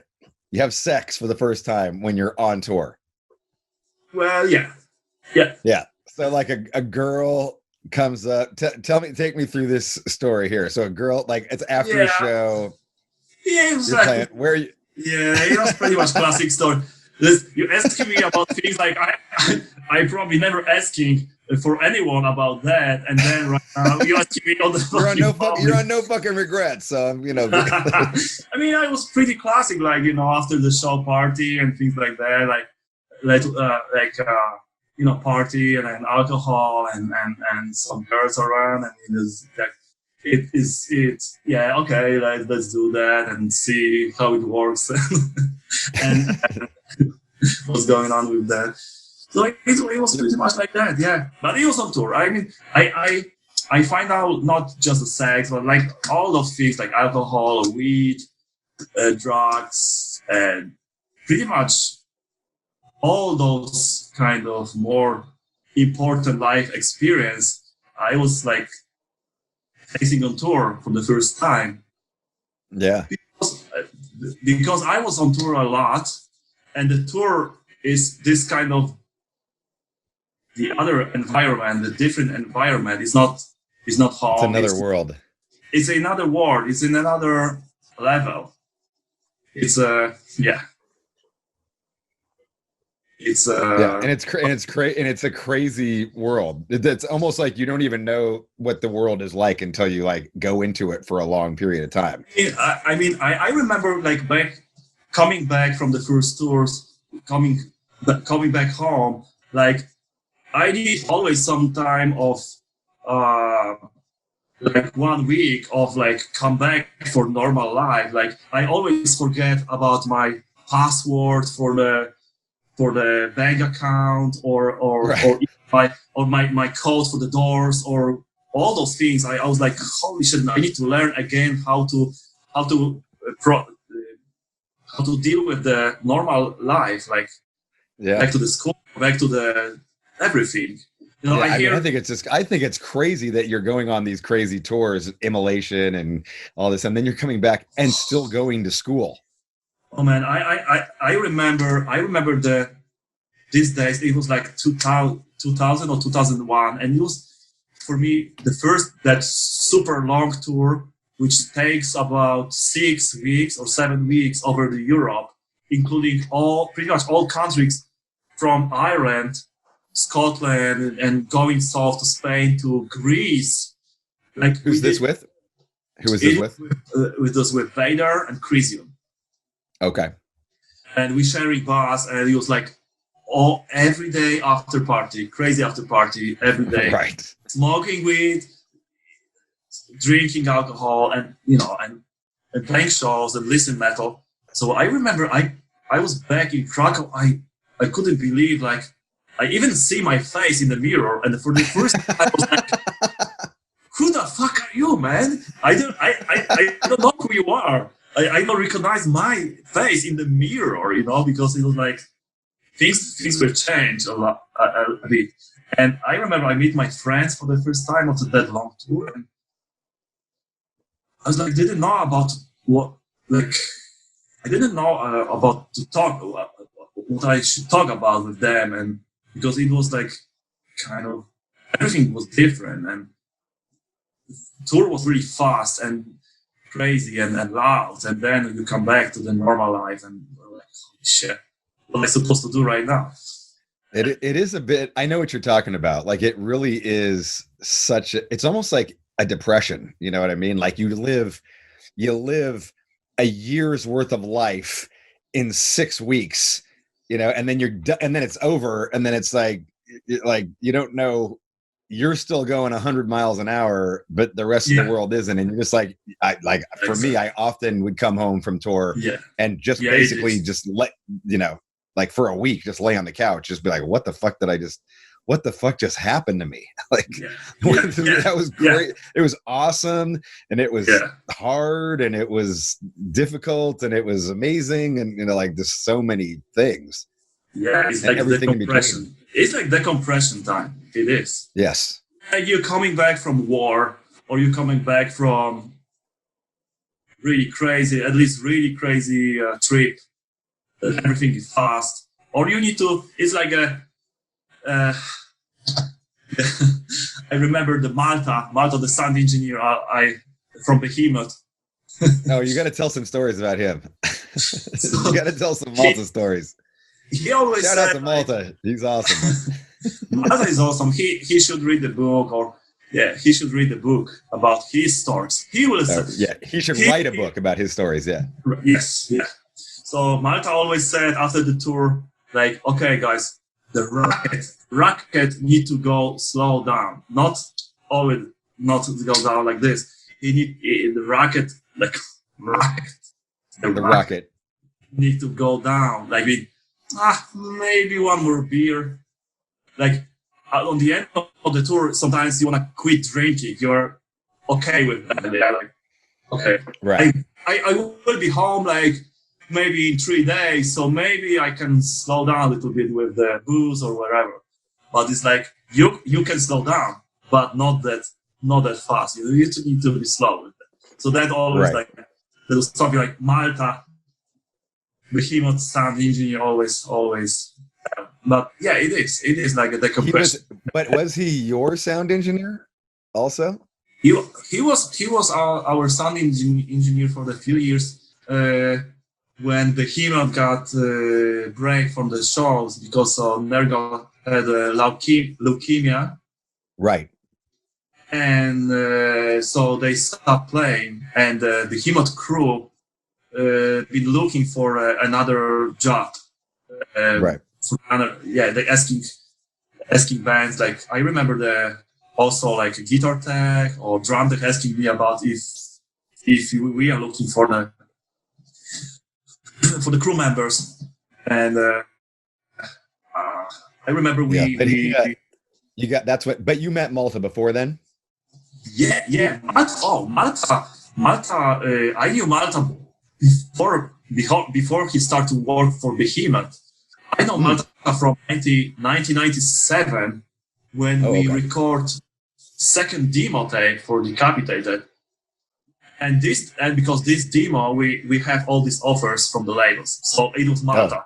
Malta he recorded it? Oh, he recorded it. Gotcha. Yeah. Didn't know that. Okay. So, and he was good. He was already kind of famous in our area from another productions for the other band. You see of course, it was all the underground, complete underground. He was already famous. Like I hear the rumors that there's the studio up there in the other town, and they have also sound engineer Malta, and I was like, okay, let's check it out. You know, we record in the studio for the first time, and then we want to come back, and we hear about Malta is there right now, and he's great. Like all those bands are super satisfied about his work for the sound. So he recorded this. It was so crazy session, man. Completely wasted all the time wasted. Like I remember we mixed this material. We come back for the mix. I didn't even realize what mix is. Like, right? No, yeah, right. Like nobody knew what mix was. Who cares about I already recorded it. We're done, right? Yeah, right. We already recorded. So what do you want from me? Okay. We take a train. We took a train. It was a winter, and we've been wasting the train already. The train was like 1 hour train to the studio. We've been wasted, and it was like lots of snow, and we crawling to the snow to the studio. It was some kind of mountain, and Marta was like, "Holy shit, you guys are drunk. We need to mix the demo." I was like, "Okay, so I show you how it sounds like. Okay, like come on, oh yeah, please." And he played the songs, and it was like, "Already, it sounds great. You don't have to change anything. It's super sunny, the best. Let's have a drink and let's have a party." Blah blah blah. Right. So it was like that. So Marta was a part of our team. Yeah. Pretty early. Yeah, pretty early on. Pretty early. Yeah. Yeah. Who knows? So then later on, as you guys are touring behind your other records and all that, he was. He kind of comes in and out of the picture, right? Yes. Yeah. And also he recorded one of our album after we come back with the band in 2010. After the accident, after my brother passed away, I joined Vader for maybe 15 months. Let's go. But stay in the kind of the chronology. So somewhere around here, you put out does the Post Organic record come out around this time, or is this later? Yeah, it's a Post Organic is the song from the record. It's an Organic Hallucinosis record. Yes, that's what I meant. And then. That record's like that. People like flip out on that record. Like that's the record where like I started really hearing people talk about you guys a lot. Yeah, that's true. I mean, for lots of people, they say like this is the best record. This is the best record. And this is with when you get the new singer, right? You now have Yeah, we have a Kovan on the board because the other guy, Vitek, Sauron, he left the band. Because he just didn't like touring. He don't want to touring anymore because he felt bad on tour. And he was this kind of bad on tour? Yes. Yeah. He didn't like it. I don't know. I mean, probably me and we never understand that, but there are people they don't like to tour. Like no, for sure. Like totally. They hate it. So he was a great frontman. He did nice lyrics and he got nice vocal voice. And he was great, and he was my best friend. And he became Kovan. Kovan was. Kovan was next. Oh no! Oh, you're talking about the original singer was your best friend. Yeah, that was Sauron, and that was a cool thing. Like he became with this nickname Sauron from Lord of the Rings. Like many years before they released the movie about that. So yeah. So he was like the guy who liked books, who liked reading books, and some of our lyrics was like really inspired by also like this kind of mythology, let's say, not really that. Yeah. So and then the fourth record, or Organic Hallucinosis, the last record for Earache Records. Short record, 32 minutes only, almost like an EP. And or Rain & Blood's only 29. So it's always is enough. Yeah. I mean, 32 minutes. Like people, I think that something with albums getting longer and longer. Like if you think at like all of the classic early metal records, Number of the Beast, Paranoid by Black Sabbath, like a million, even Metallica records, they were all only like 35 minutes long, 32 minutes long, 37 minutes long. Yeah. I think it's enough. I mean, if you put enough informations, and sometimes even like really short song, like 3-minute song can deliver so many ideas and the riffs and every solos and everything, that it's actually enough, and so it was like short record, the shortest record we did, and lots of people till this day are saying that it was the best record, their favorite record, and right now, I because of social media, because of Instagram, Facebook, and things like that, I realized more how many people were influenced by this record or the previous or the other Decapitated records, talking about like guitar players like Keith Merrow, like Mark from Suicide Silence. Like I know lots of these guys like from the modern US scene, like all these bands. Like I was blown away always hearing from those guys when I was on Summer Slaughter tour or wherever. Come back to US and I meet for the first time like Cephalic Carnage guys or other that Nick. Nick was with Nick, right? Nick.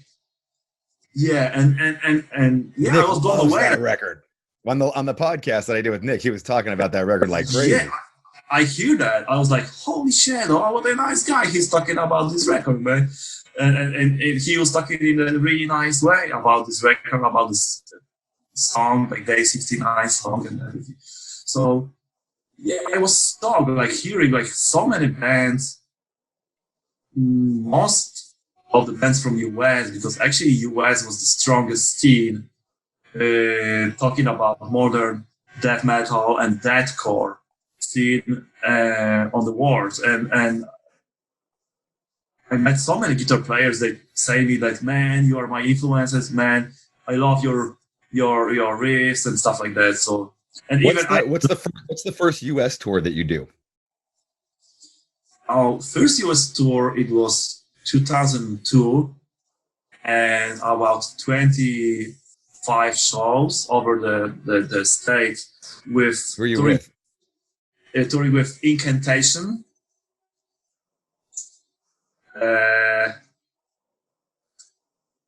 Vehemence.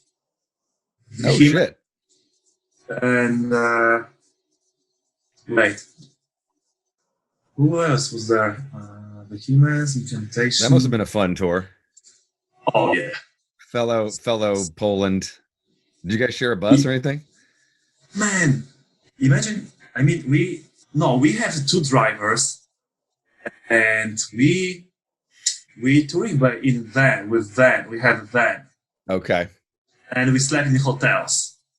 And tour was amazing. It was completely new, amazing experience for us. Talking about the guys from south of Poland, it was beginning of 2000, so it's still like going to US for not even talking about the band for tour, which was something like holy shit, like this is amazing. But just not many people like fly to US just like that, like for vacation or shopping. Or like these days, it's way easier.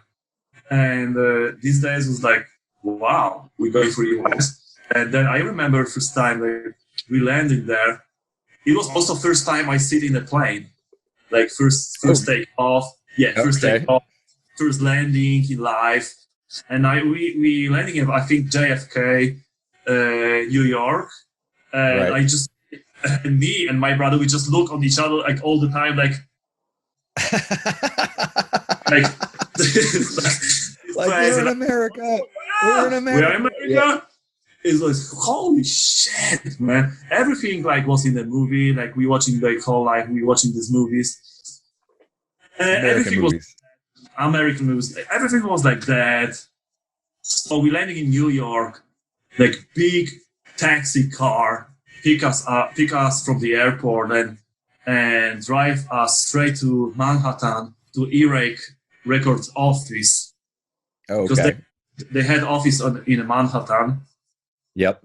Oh, so for the first time, we just being in the school, we just being a small town, because my hometown is small town. Even like places like town like Krakow or when I first time seen Krakow, I was like, holy shit, like yeah, it's like the big city. Like what the hell? Where am I supposed to go right now? And I'm lost, And then I see New York like that. Like in 1 second, I'm like, it was too massive for me. Like I was like so blown away. everything was going on and all the high buildings. And how old are you? How old are you at this point? no, I was about 19, I think, 18, 19. Wow, yeah. And your brother's 19, like 16 or 17? 17, yeah. 17, 18. And he was, of course, underage in US. In US, he was underage. Oh, totally. All of us. For a lot of places. Oh, yeah. Yeah. So sometimes we just play the show and we've been forced to go out from the Yes, you can go inside, play the show, and then you got to stand outside, and you can't be in the venue.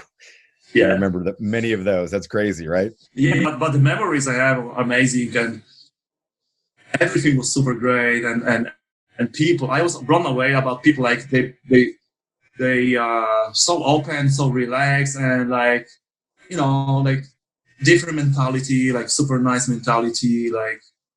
We start to learning this English words, like we have so much fun, like find out new words. You learn a bunch of swearing words or stuff. Yeah, things like that, like ain't shit, and or like I don't know, like dude, like all those. Right. Like give a shit, what's up, dude, and things like that. It was super nice, super cool, super cool. Were you already friends with Behemoth at that point? Did you guys know each other? Yeah, I think we know each other. We know each other. They're from the north of Poland, right? Yeah, they're from north. They are from Gdańsk, and it's completely opposite side of the country. But I think we play one tour with them, like a festival tour over the Poland called Strashamol Festival. Remember the Strashamol newspaper magazine I mentioned before? Right. Strashamol, yeah. Strashamol. There was a Strashamol festival, and there was a Strashamol tour over the Poland with the Vader, Behemoth, Vogg Kieltyka, Decapitated, and like maybe 8 or 10 bands, a kind of summer slaughter over Poland. And then it was super cool, super nice experience. I met guys from Behemoth. I mean, I met guitar player Vogg. Oh, you met Vogg in Gdańsk after the Machine Head show we played last year. There was the guy. Okay, right. Remember, there was a guy after the show. We drink Jack, yes. and then there was his guy on this tour, and I remember, Nergal and Inferno was the cool guys. They already, Behemoth was pretty high already because they start to build position. They released already like maybe 2 or 3 albums or even more. They wasn't bigger than Vader. They supporting Vader these days. It was like 2001 that Behemoth still was under the Vader on the poster. But they start to build a position after this really strong since now. So I didn't talk much with Nergal because they've been like all their friends, and so in this age when someone is like 16 and someone is like 21, it's like big difference. And right. But yeah, we know each other. They give nice shows, like crazy shows, super wild, brutal, aggressive shows. They were already kick-ass. Even they know, like they don't really know how to play the instruments, but the power like coming from the stage from those guys was like something like holy shit. It's like what the hell, like what's going on, man? It's like awesome. Wow. So then you get around this time, this is like, so now you're touring America, you're doing Summer Slaughter, right? Didn't you do a Summer Slaughter too? Yeah.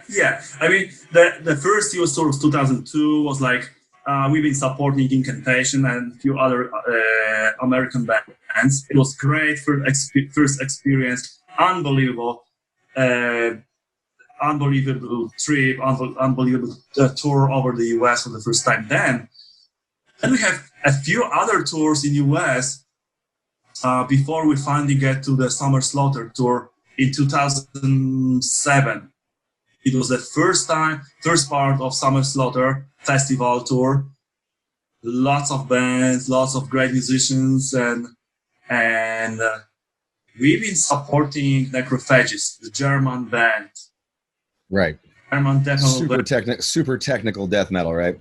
Yes, super technical. It was kind of like they were number one for the few maybe years even, like with the technical death metal, because these days everyone was about like technical death metal.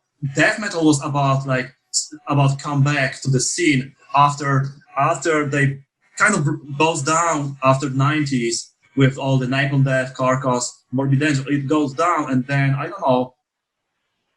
What was the metal scene became more like new metal bands and I don't know, maybe heavy metal bands too. But then metalcore too, probably. Yeah. So death metal come back, and the bands like Necrophages, like their people were hungry about technical bands so much, and probably that's why we Decapitated also show up on the bill of the Summer Slaughter, because we've been after this organic hallucinosis records. So they put us together with Necrophages. We've been main support for them, together with lots of bands. And I remember also Animals as leaders with shit. Wow. Yeah, they've been opening the tour. Wow. That's crazy. They were first band. They play about 2 or 3 p.m. on the festival. But I remember that they already have like really super nice response from the people. I was like, yeah, what the hell is this, man? And crazy musicianship. I mean, insane. Crazy musician, insane. And I saw those guys last summer on festivals, and they are better and better. Yeah. They get older and they are better. Like was Naveen playing drums in them at that point? The drummer Naveen? I'm sure. Yeah, right. I'm sure about Tosin, and I'm sure about what is the name of the second guitar player? I don't remember. I need to find out. That sucks. Shame I don't remember that. Such a great guitar player. Yeah, but that must have been really exciting. I mean, that must have been fucking awesome. I mean, that it was great. It was great. A super awesome big tour. Every night about 1,000 or over 1,000. Where were you guys on the bill? Like in the middle somewhere? No, we've been on main support before Necrophages. Oh shit! Oh okay. Yeah, we've been very high. We've been very high on this tour. And trying to remember something. I mean, I remember I was like drinking. I have a drinking mode on this tour. It was Vogg bag. You were Vogg bag on that tour. Yeah, I was Vogg bag all the time. We'll give you the story. So when Vogg joined the band, if he was drinking and being cool and hanging out and being mellow, he was Dimevogg. We're like, all right, Dimevogg, but sometimes Vogg gets a little hammered, gets a little real close talking to your face, and then he's Vogg bag. We're like, Vogg bag. Yeah, that's true. That's true. You were Vogg bag this entire tour, huh? Yeah, I have to say. I mean, I don't drink a lot, not too often, but these days. But in the days on tour, I was waiting every night. You're still in your 20s. You're like 24 years old or 25. Yeah. Come on. At these days, I mean, I was. That's funny. When I joined Machine Head for the first tour, I was like, I don't drink. I remember about telling you during the pre-production, telling you about, hey, Rob, I think I will not drink on this tour at all because it's Machine Head, man. It's like I cannot do mistakes. Right. I need to be pro. I need to be 100% pro. I think that lasted 2 days or something, right? Like After the second show, we all got hammered. We're like, let's go get hammered. Second show. Yeah. I was like, okay, maybe easy 1 beer, 2 beers, 3 beers, 4 beers, and then and then I breaking the glass in the nightliner, and it was cool. It was really cool. The second show I think it was in Tilburg. Yes. In Holland. That was a good night. Oh, yeah. That was a rager. But let's go back to so you're doing Summer Slaughter. I mean, man, things are like, at this point, you and your brother have got to be so just fucking stoked. I mean, like, you've done multiple American tours, you're successfully touring, you're doing festival season, you're, going out with bands, you've toured America for 5 years now. You said first tour was in 2002? Right. Yeah. And then, So, and we did a tour with Vader in America. We're touring with, I don't remember, but we did lots of US tours. We just come back to the US all the time. Are you and your brother, I always imagine, because you're with your brother, that it's like this, it's like you've grown up together, you probably fought together, you've, like, so much life you've lived together, and you've going through all this stuff. I mean, all this success. He's probably getting laid for the first time on tour as well, like all these experiences, right? Like all these crazy experiences, like you're living it together. Like I always imagine the Vinnie Paul Dimebag that, it doesn't always work, but like, the Eddie Van Halen, Alex Van Halen, when it does, that drummer guitar player combination is, kind of. Yeah, it was for young people and going for the tour, because touring is a huge lesson. I think you can learn so many things, because you need to be a cool guy, because they are another bands around you. You need to touring with them. You need to find out how to deal with the people in the van. So it's so easy to scream on someone. You need to behave yourself. Like you need to in some way, like, find out the rules being on tour and help each other. Like you want to be nice. You want to taking backline. We want to help with loading, help with loadout. You want to be nice. You cannot say no if someone from the other band gives you a joint for small, or giving you a bottle of whiskey and you want to go with your party. You have to be nice. You need to remember you are not a rock star here, and we learn a lot of things. We learn the language. I mean, I'm still learning. I need to still learn English. I'm still lazy about that a little bit, but touring is a great experience. We have this. We share this experience together as brothers, as people that me and my brother. We always been like closest friends, probably. Not just because we've been in a band and we create music, but we've been just like really similar, and we listen to the same music. We have really similar life, even you're close. You were close. Yeah, we've been very close. Yeah. Especially when you're that close in age, you do have a lot of similarities. Yeah. So somehow we became like brothers. They shared the lives, like Vinnie Paul with Dimevogg, or like like Gojira brothers right now. So when I see like Gojira brothers, Frontiers, Joey and Mario, I can really see myself, my brother, like this kind of connection, this kind of chemistry. Right, totally. When they play together, it's one of the best feeling and a gift from life. I get, for sure, and I miss it a lot, because it's really unique. It's really hard, or probably impossible, to find the other like drummer or musician that will understand. I will say it's the same level, same connection.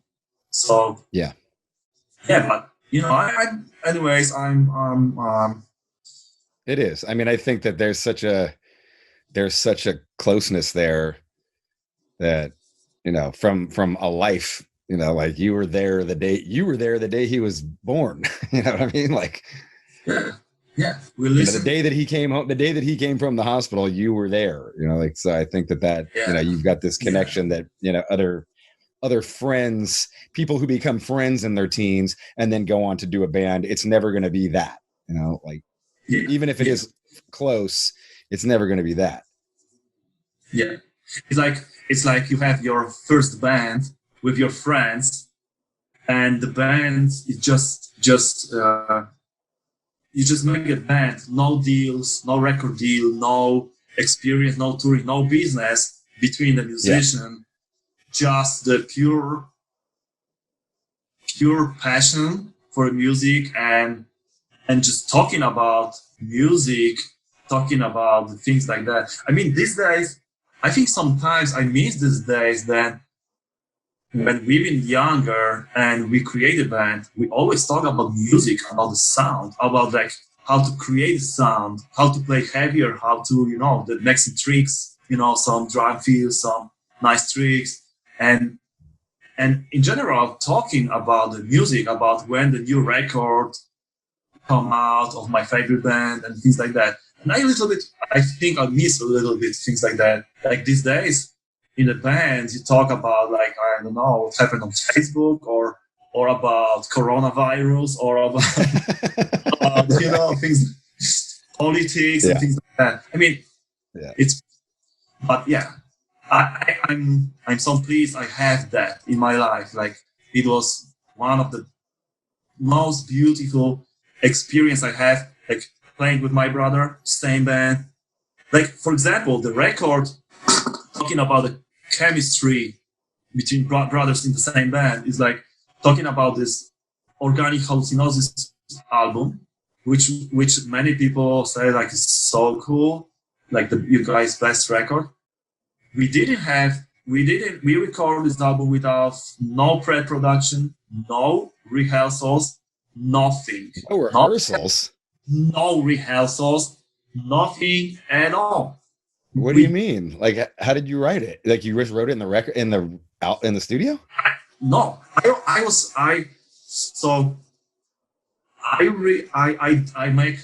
work for the riffs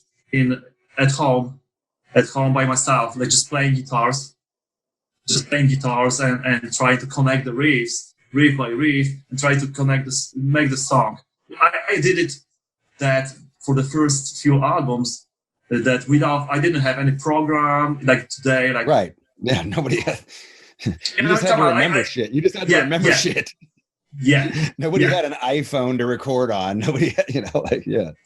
I mean, you could record it on tape and then and then play for the one tape record and then put another one and press record and second channel, whatever.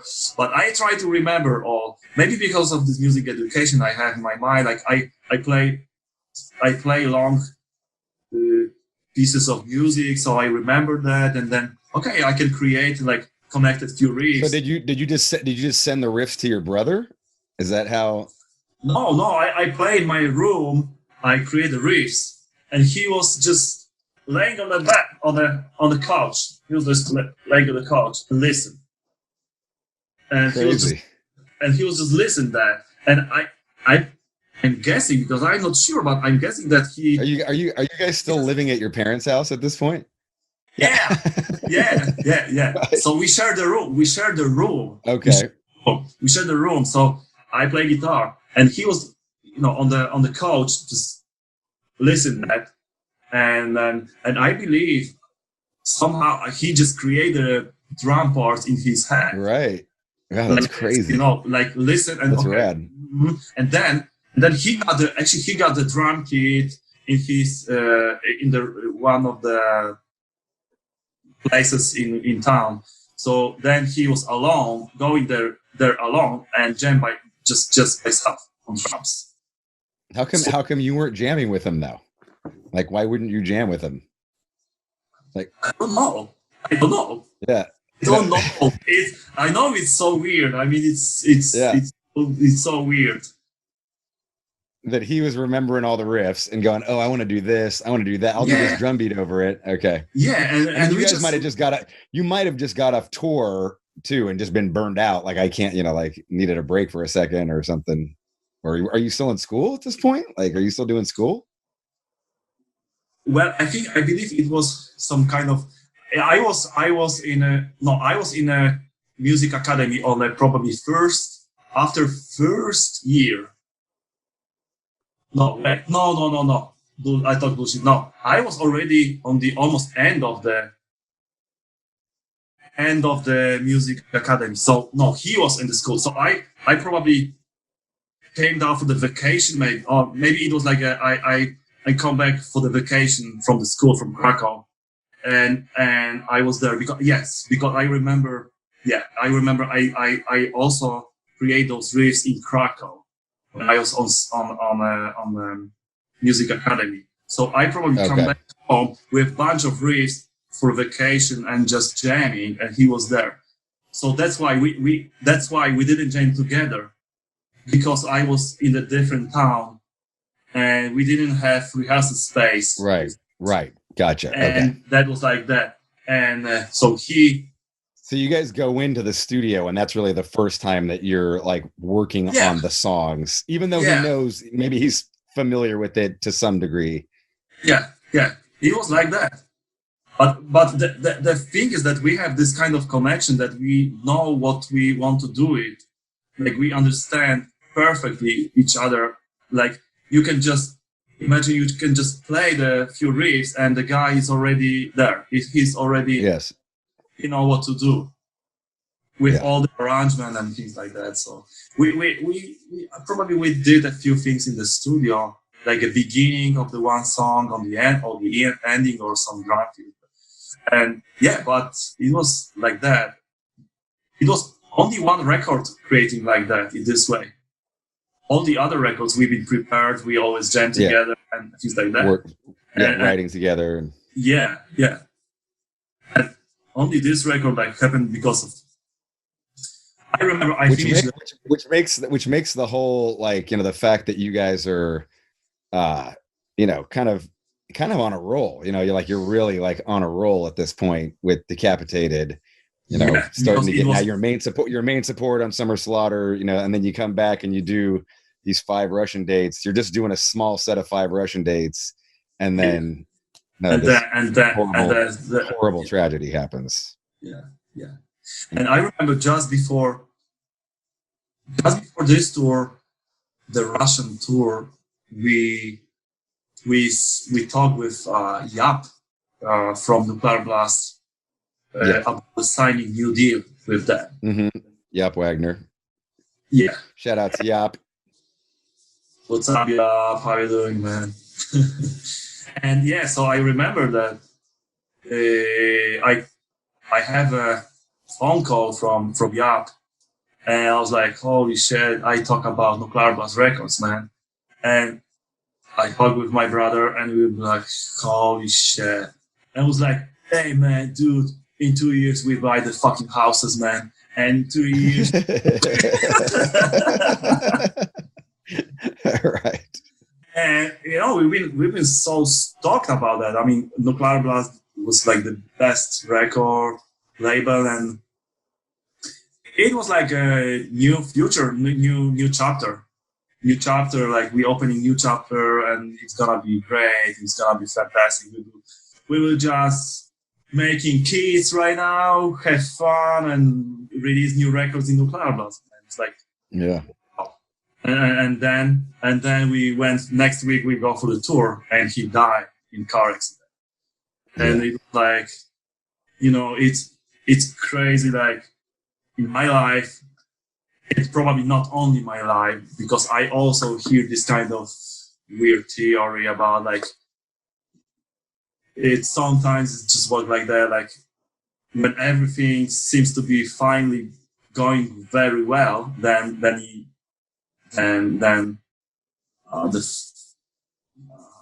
life can you know surprise you really hard.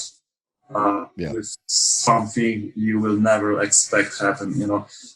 What do you remember about? I mean, I'm sure you remember everything about this day, but you know that your driver fell asleep, right, in the afternoon. I'm not sure if he fell asleep. I think he was just in very big speed. He was maybe stressed. Going fast. Going very fast, too fast, and it was like, it wasn't like a highway. It was like regular second, third category way. That you have just a car, one line and the second line on the other side. Right, like a small road. Yeah, like a small, like a village road, kind of like not for sure not the highway. So he's driving really fast. He's speeding. Like we are sitting back then watching movie on DVD, and it's cool. It's the end of it's nice weather. It's end of the tour last show. It was great, and suddenly he started to. He tried to move another car which was before us. He tries to go around the car. Yeah, into the oncoming traffic. Into the oncoming traffic. Yes, and the guy and the driver is realizing that he is not able to do it. He don't have the place, so he trying to go back. Oh, gotcha. And then the car before us don't know. It is like maybe confused what's going on. So he's starting to have a stop, like slow down. Yeah. Slow down. With the brakes. So they hit each other. And and unluckily, like we are hitting the trailer with the huge pieces of wood, like trees. It's like a truck that's carrying logs or something, right? Like a huge trees. Huge trees. Like you go for the logs, they call them here. Yeah. Yeah. So and a piece of wood going inside of our van, and like hitting my brother in the head, and make some damage in the car, and make a few guys, because there was another band touring with us, and so my brother was hitting in the head, and brother was sitting in the front. He was like on the second row. On the front was the promoter of the tour was on the front. So wood is coming into the car, and promoter is going down with his head. So the wood shit, like this, and hitting my brother in the head. So he was like smashing his skull, like pretty deep. Oh my god, that's horrible. And then there was like few people. I was like 2 rows on the back over, yeah. So I was like, not even one scratch after that. Wow. And you saw everything. I don't see everything. I don't see, because my face, I doing like this, and I going into the chair, which is before me. Gotcha. Because he was like really stuck. It's like crashing, yeah. You're crashing. So I was like going like this. And I was like, holy shit, what the hell is going on? And it's like huge panic. Then we stopped. It's like, does he lose control? Does he lose control of the van? Not really. The van doesn't crash. It was like crashing on the front of the truck, and the glass was, there was like this piece of wood goes into the car, so the glass was broken, and actually the promoter guy, he was under this piece of wood, so he couldn't actually, his legs was like kind of crashing through, and one guy, the guy who was sitting on the side of my brother, he was like, he got this claw, like breaking claw. Jaw got broke. Jaw. And then what happened to Coven? And Coven, he was hitting in the head as well. But he was in the big shock. Like everyone, he was in shock. It was like so traumatic experience. So we break the glass on the window, and we escape from the car, from the vehicle on the street. And then it was like all the guys like walking around like in a panic, and it was like lots of noise. And I realized with my sound engineer that is not my brother is outside. There's not my brother outside of the car. So we jump back to the car and we take my brother out. Me and my sound guy. We put him on the side of the street, and he was bleeding from the head, from the mouth, and he was. It was really bad. It was bad. Yeah. So someone called police. Someone called hospital. So we've been waiting there like about. Is Coven walking, or do you guys got to pull him out as well? No, Coven was walking, but he was hitting on the face, and hitting on the middle of the head in here. So he got pretty serious injuries too, but he was able to talk, he was able to walk and everything. It was exactly everything what happened there. I don't remember like 100% of what's going on. But then he goes to the hospital and he's still alive for 4 days. Vitek? Yeah. Yeah. He was still alive, but he was more alive because of the medical equipment, I guess. Right. Did you go to are you at the hospital with him? Yeah, I went for the hospital next day morning because it was not other option to do it. I was like completely out of mind. Yeah. In shock, like I was like bottle of vodka and just make myself wasted. And then next day I went to the hospital, and the hospital was like not good. It was like middle of nowhere,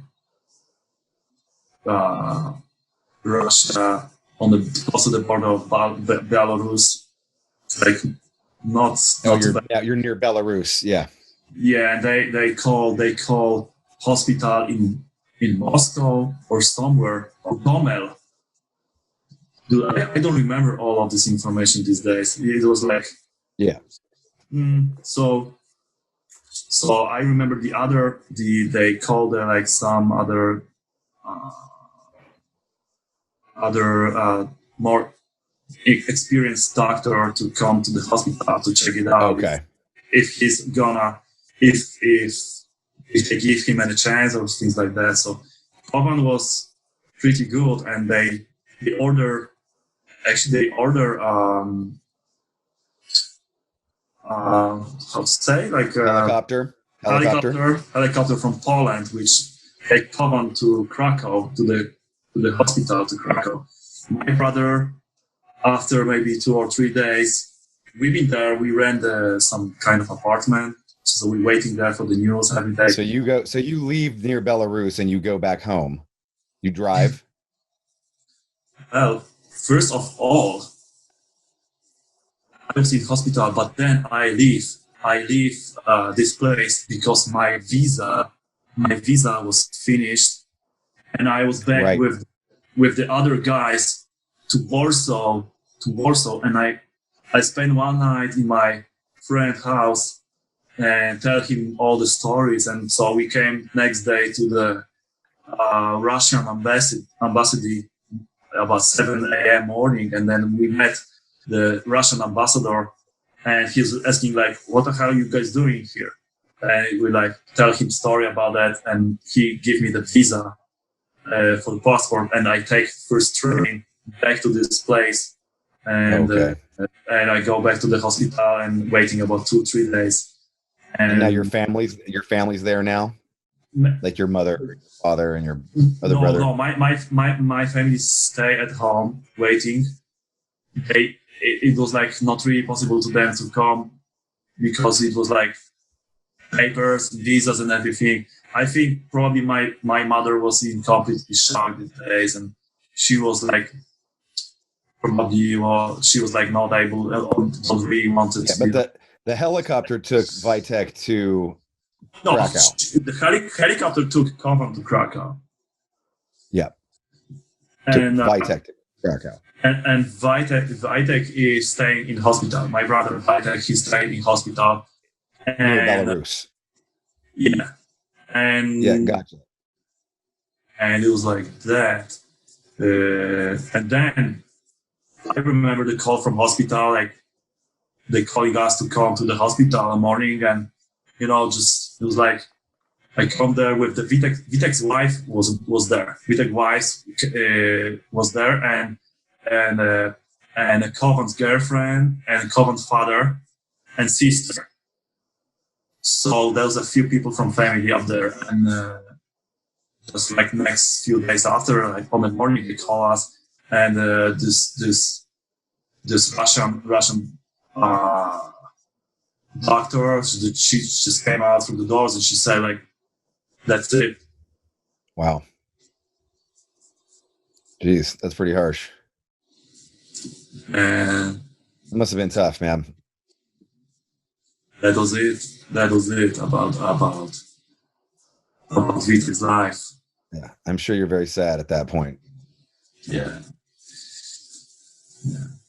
We can talk about that right now. I mean, time flies, and in some way, times repair. Yeah. The bad memories, but it's still like it's this kind of feeling. It's really deep, sad, just really sad feeling. But he was 23 years old. Yeah, it's really young, so young. So these days, when I was about 25, he was 23. We think we are already, old guys, nature and things like that. When I think about this from my perspective, from today, it's like, holy shit, we've been kids, we've been still kids. He was a kid. Yeah. It's really sad about it, because he was full of life, he was full of energy. He was the guy who, maybe I was this worst part of the team, but he was guy that everyone adored him. Like he was like guy. There are a few people like that. Like all people love them, because there is nothing about those guys. Like you cannot say any one bad thing about these guys. There are people like that, and Vitek was one of this like down to earth guy example. Dude, like always fucking smiling, always like big fucking smile on his face, and he was mature. On talking about his young age, he was so mature. Like I was always so naive and so stupid to be honest. I was like going for the party and don't think about anything else except playing guitars and have fun. He was more smart. Even he was younger than me, and he got already kid. He got already a daughter. He left the daughter. Oh, okay. She's right now. She's I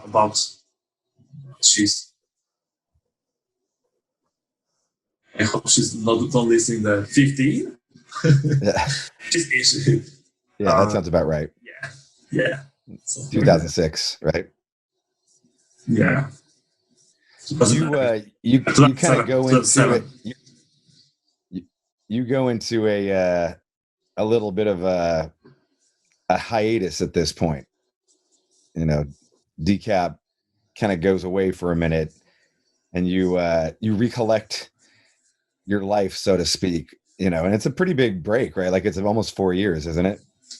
Yeah, I mean, it was break since 2007 to 2000. Yeah, it was about 3 years. Almost. What do you do in this time? Like, what are you doing?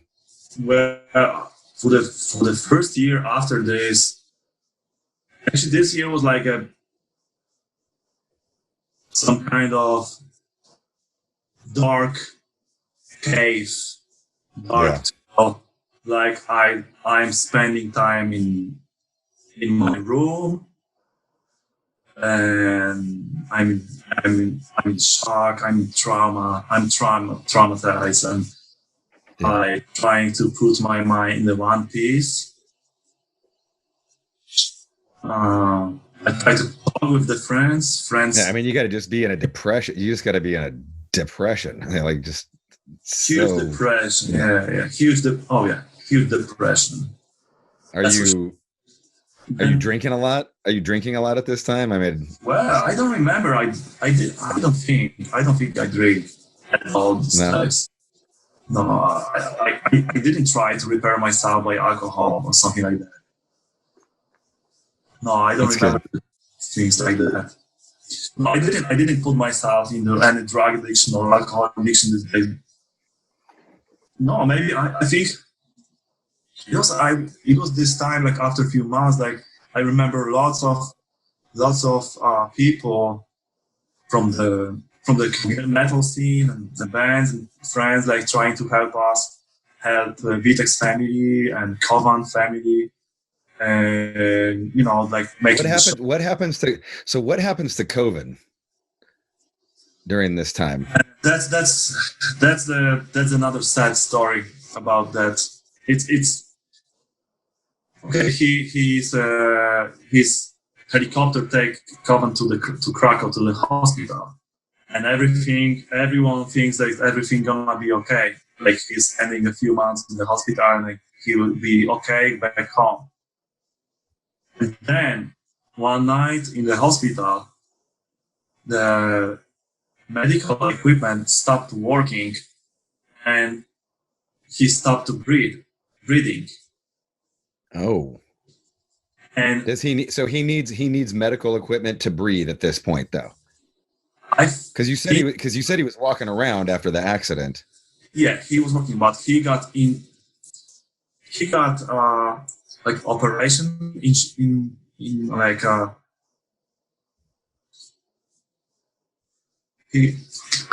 Google Translator.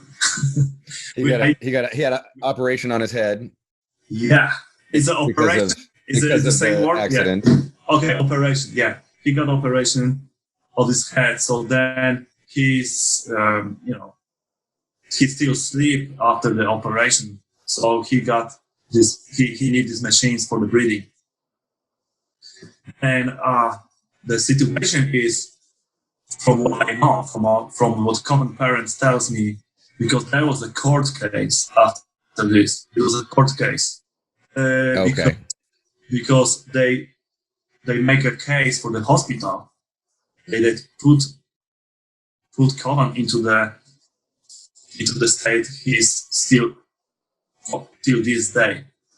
Oh, to this day! Wow, Jesus, I didn't realize that. He is since 12 years in like he's not contact with the guy. He's not contact. I mean, he's a little contact, but he's on the wheelchair. But he has an operation after the accident because he's got like bleeding or something. Like, why does he have an operation? Yeah, I think he got maybe like parts of the skull. Somewhere like he need to be repaired in the middle of the skull. Okay. So after the operation, at some point the medical equipment stops working.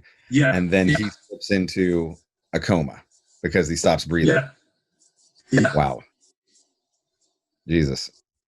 So that's something that. And how long is this after everything? How long is this after the accident?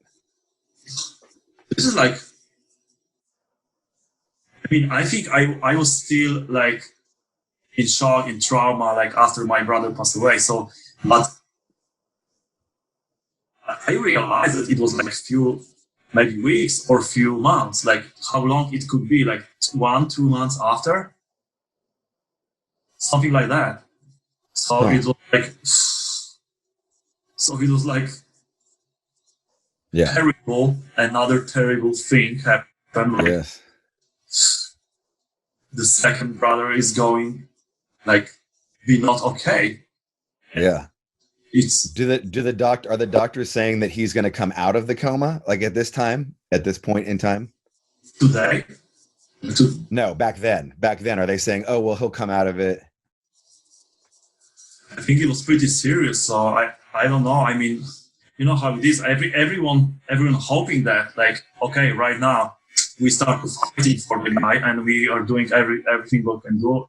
What we the parents invest and still invest, like for doctors, for equipment, for massage, for I don't know even.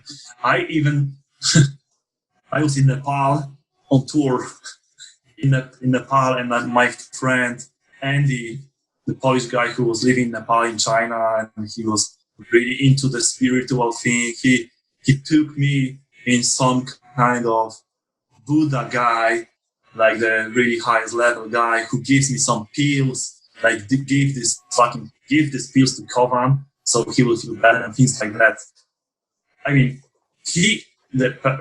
I don't know what doctor said. I mean, it was a court case with the hospital, and I don't know if the doctor said like this is not their fault.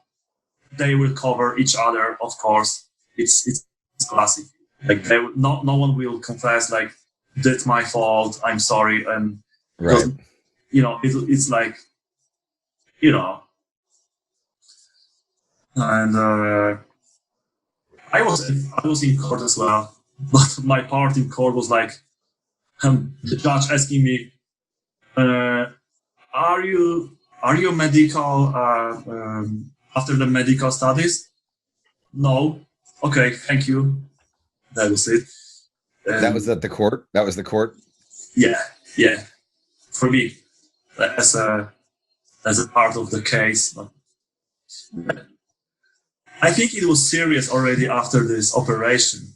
It was serious. They knew that it's serious, and it's gonna be something like they don't know if Kovan will be okay one day or not.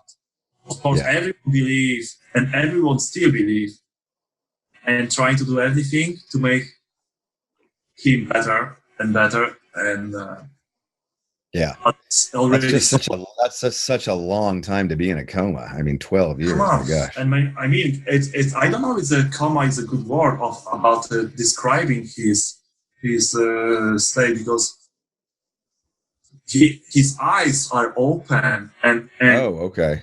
And when I visit him these days, and all these years I visiting him, and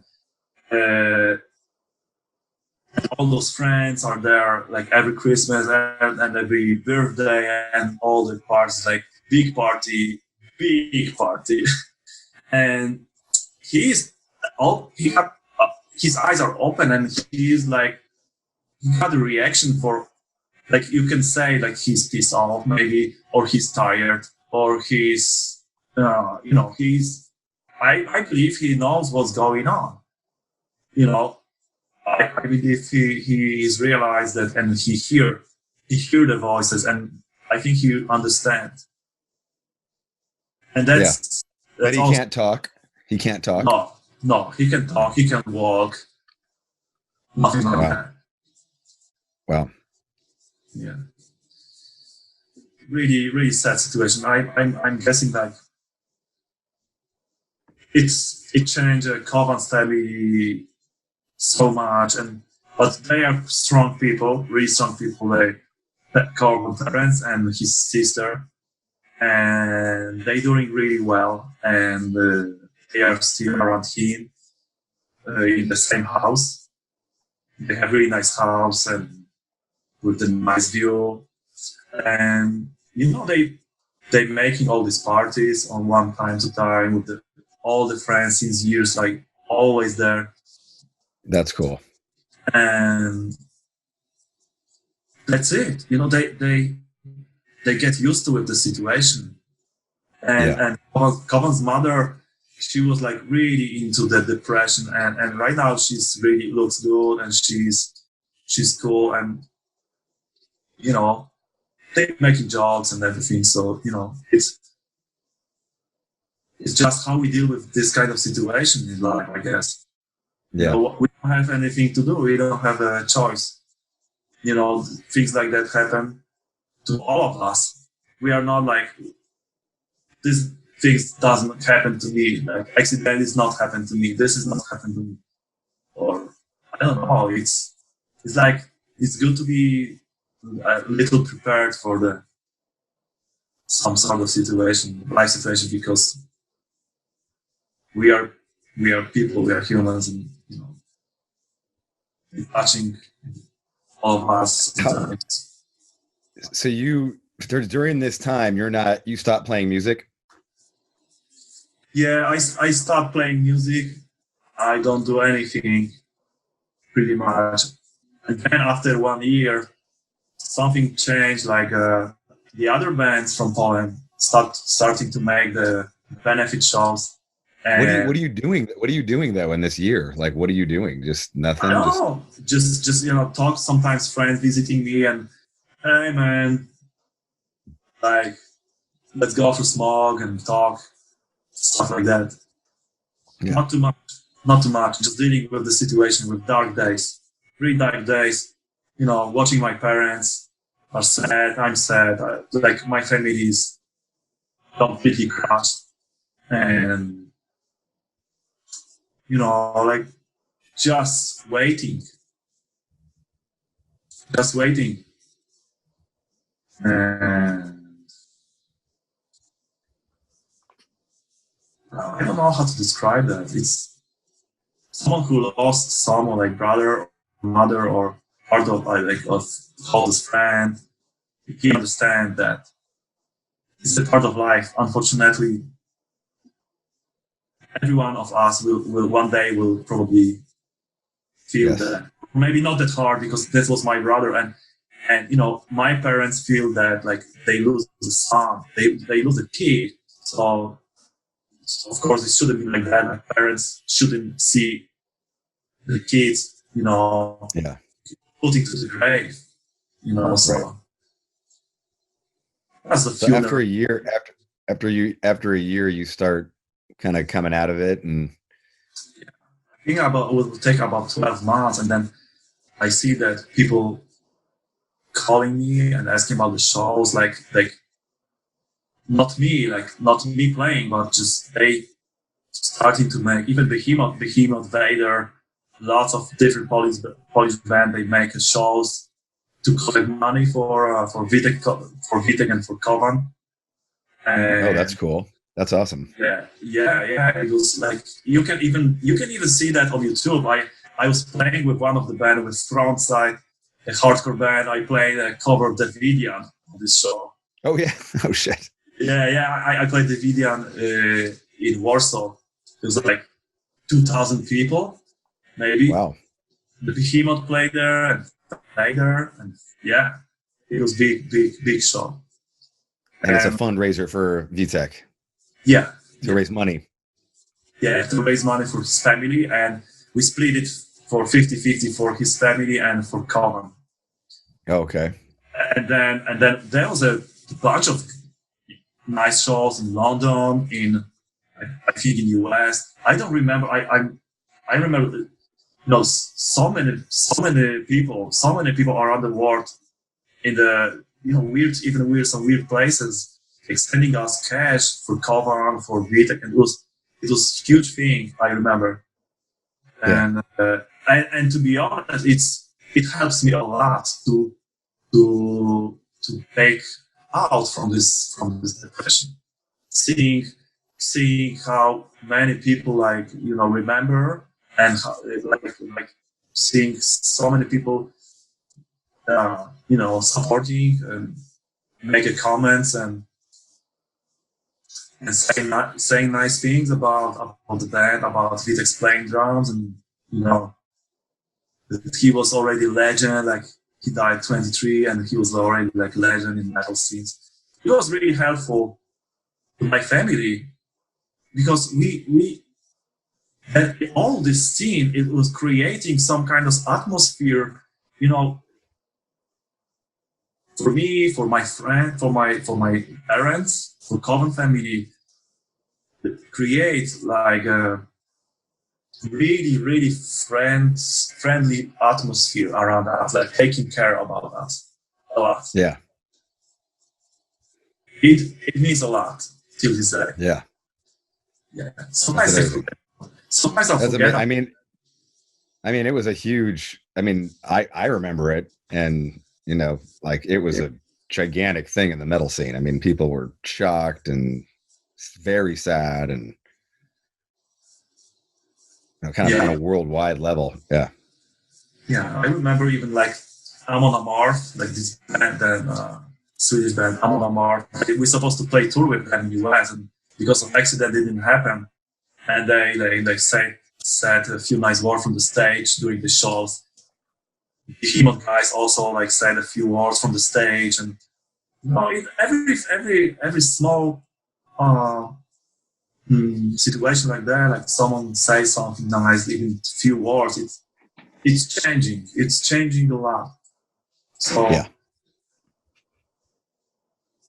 So yeah, So you start picking up you start thinking at this time, like, maybe I want to make music again, or it must have been hard to try out a new drummer. That must have been really weird for you. It was. I have a really good drummer for the comeback, but yeah. But did you try drummers out? Like, did you audition people? Well, I was looking. Yeah, I tried not many, but like 2 or 3 guys maybe on like from the people I knew, from the closest people, and from the people I played already, and I feel the potential. Maybe these guys can replace Vitek in some way, but it doesn't happen. And then I find out the one guy from Austria, he was posting one of our songs on YouTube, and he was amazing. And I seen this guy way before the accident happened, and I was like, holy shit, this guy is amazing. Even Vitek seen him. I talk about Karim Lechner from Austria. He's right now playing with the Septic Flesh, the death metal band from Greece. And he was amazing playing. He was really young. He was like, I don't know, 17 or 18. And he played our song, like really hard song with fast double kick and blast beat and everything. He doing this, like, wow. And I was like, me and Gosha would be like, let's call this guy and let's try it out. So he came to Krakow for the few rehearsals, and then I was like, holy shit, it's great. I just give him a few advice, and after 2-3 months, he was like a machine. He was like a machine. And he impressed me so much. I think after reunion, it's like 10 years after right now we're talking about, and I have a bunch of different drummers after he quit, and he was, I think, the best. Like right now I have really good guy coming into the house. It's like fucking awesome. Different guy though from when you came back. Yeah, different guy. Yeah. And so it was so weird to jam with the other guys. So weird. Like, okay. Well, did you get it? Was everybody new? Like, did you have the same bass player? Yeah. Did you?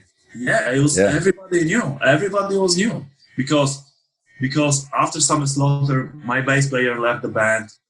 We have some, Oh, gotcha. Oh, so he didn't even do the Russia tour. Yeah, he didn't do Russia tour. We did Russia tour without the bass. What? Without the bass? That's crazy. I mean, I guess it's not that crazy, but like bass schmace, no. As long as the guitars are there, you're like, fine. Just put some extra low end on the guitars. You know what? I checked my bass player, but he was like, okay, I want to go. And then he just, before the tour, he was like, I think I will not, I don't want to go for this tour. So we've been like, okay, we don't have bass player. Fuck that. We're going on tour. So it was me on guitar, Vitek on drums, and Kovan on vocal. 3 guys on the stage. That's it. Power touring in Russia, and it was fucking amazing. It was so good. And we have a great sound engineer these days, and you know what? We sounding great. The people love it. And this is another thing that if you are playing with your brother and drums and I believe I could go for Pantera show, seeing just Dimebag and Vitek and feel like without Rex, and I will be super stoked anyway. But it was something like that. Kind of crazy, but that was this kind of situation we never had before and after. Like right. So then you've got a whole new, So you get the first is the first person you get the new drummer. Yeah, drummer was always the most important part for me into the band. So, who comes next? Who do you get next? Next was like I don't remember who was next, but I think the bass player was next. The Heinrich, the guy from Warsaw or from Dimevogg, like city very close to Warsaw. Like friends with the Orion. He's a bass player, like friends with Orion from Behemoth. Yeah, all these guys. And he's a really good bass player and cool guy. And he was always also on this tour in the same van in Russia with the other band. Okay. I know you. We've been on tour together. You're a really cool guy. You helped me, and he helped me with comeback from the hospital from Russia to Warsaw. Oh wow! He take me to his house. He gave me food. He gave me bed. He take me to the Russian embassy so I can make a visa to come back to my brother to the hospital. That was the good guy. I was like, I want this guy in my band. So I called him. Like, you play bass. You mean a lot to me right now after the Russia thing and things like that. So it'll be fucking great if you can join my band. And he joined my band, and we did like 1 or 2 US tours together and a few, lots of Polish tours and European. After that, he quit and. So how do you get the singer? How do you get your new singer? The singer, it was the most funny story because I was watching for some of the singers, and even I was thinking about taking something from US. I started to talk with the Jason from Skinless. I don't know if you know this band. Okay. I've heard of him, yeah, Jason Kaiser from Skinless. Really cool guy. We always party during the US tour, so I was like, this guy is cool. He's crazy. He's always like wearing big boots on the stage. He got awesome vocal, and he's moshing like motherfucker. He's amazing, but he's from US. It can make some problems, And then I working, and then I go out of town one day. It's a nice sunny day, and I'm walking around. Are you still working at the guitar store at this point? Yeah. I still work at the guitar store, and I was had a walk around the town, and I see the guy in the long dreadlocks walking, and I recognize this guy from some of the band I seen already playing live on the Coven benefit show for Coven for opening band. Gotcha. One of opening band singer, and I recognized the guy because he got a really long dreadlocks, and I was like, okay, he's for sure will be not able to do it, but I don't lose anything to ask, I asked the guy, do you want to try? And hey man, I know I remember you from the show. Maybe you want to try to to do audition for my band. I'm looking for the singer. And I tell him that. Even I was like, why are you signing that for this guy? I mean, why are you even asking this guy? And then I was on tour with Vader because after the music store, I got offered to be a guitar player for Vader. Oh shit! Okay. Yeah. So I played with them for 1 year maybe, or 1.5. Oh, cool. So I did a few. Yeah, I did a few. That's awesome. I mean, that must have been really thrilling for you to this band that you the first show you ever played, like fucking you're covering a Vader song. That's amazing. Yeah. So I was like, hell yeah, I go with that. Hell yeah, so cool. I mean, so cool. So I already knew all the songs, like maybe half of the set list because I was a big fan, and it was always my dream. And And you guys had toured. You guys had toured together a bunch of times. We know each other. Yeah, it was so natural. And then I joined Vader. I spent some time. It was really cool times. Also, it helps me, put my mind in the good direction. Like start to think about bad things and just playing tours again was amazing. So I was able to come back to the Nightliner party. Right. And playing death metal, super cool situation. Even I remember you tore around Europe at this time, or where are you guys touring in Vader? We toured in Europe, and we did one tour in US as well. Okay, so you went to the US with Vader. Yeah. Wow. Okay. Awesome. Yeah. I mean, that must have been really helpful. That must have really helped you kind of get out of your headspace and. Oh, yeah. That's a rad thing for your bros to do. Like I'm sure that they. It was like huge injection, like huge, putting like lots of power in my situation. Anyways, after this year in the guitar center, I felt much better. Then all those nice guys like became my friends, and they helped me to I think if something like terrible happened to you, like happened to me with my brother, and then it's really cool to go into the people, into like talk with the people, have nice people around. So this can really help, and it's huge support. You have new friends, new brothers, positive, all positive.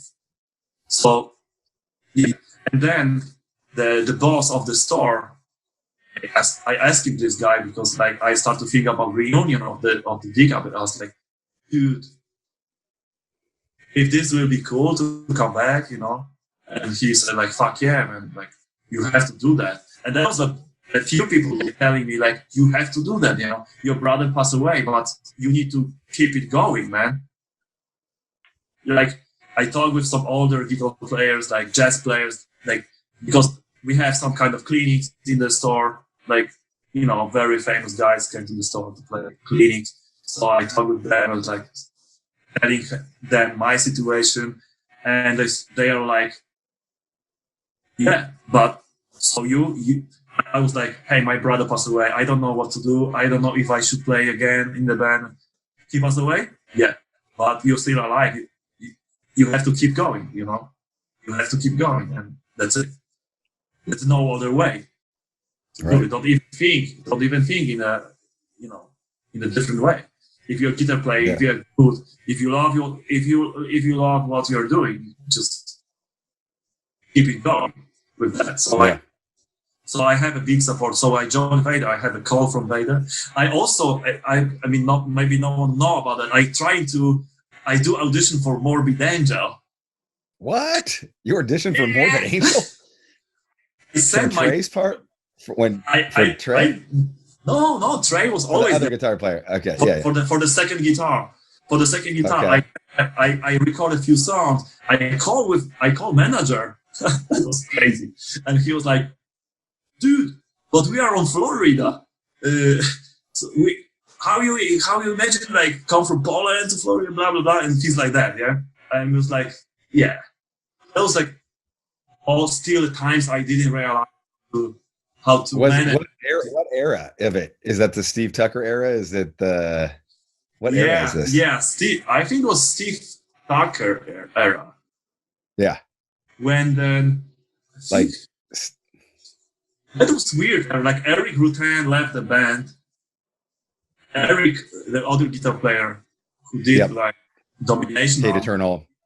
Mm-hmm. Hate Eternal, yeah. So he started to working for the studio, Mana Studio in Florida, and so they've been looking for the guitar player, and they find this guy from Norway. I think they think about me probably, but these days I was like, I didn't push that, and I didn't know how to manage by myself, like me making visa and me fly to US by myself. I didn't do things like that. For me, that was like kind of, I don't know what to do with that. What songs do you do for? What songs do you audition? I did something from Covenant album. I think it was. No, it was a Rapture. No, maybe Rapture as well. Maybe it was Rapture, but I think it was like 2 or 3 songs from the Covenant album. Okay. When the third song record. That record's so sick. Record.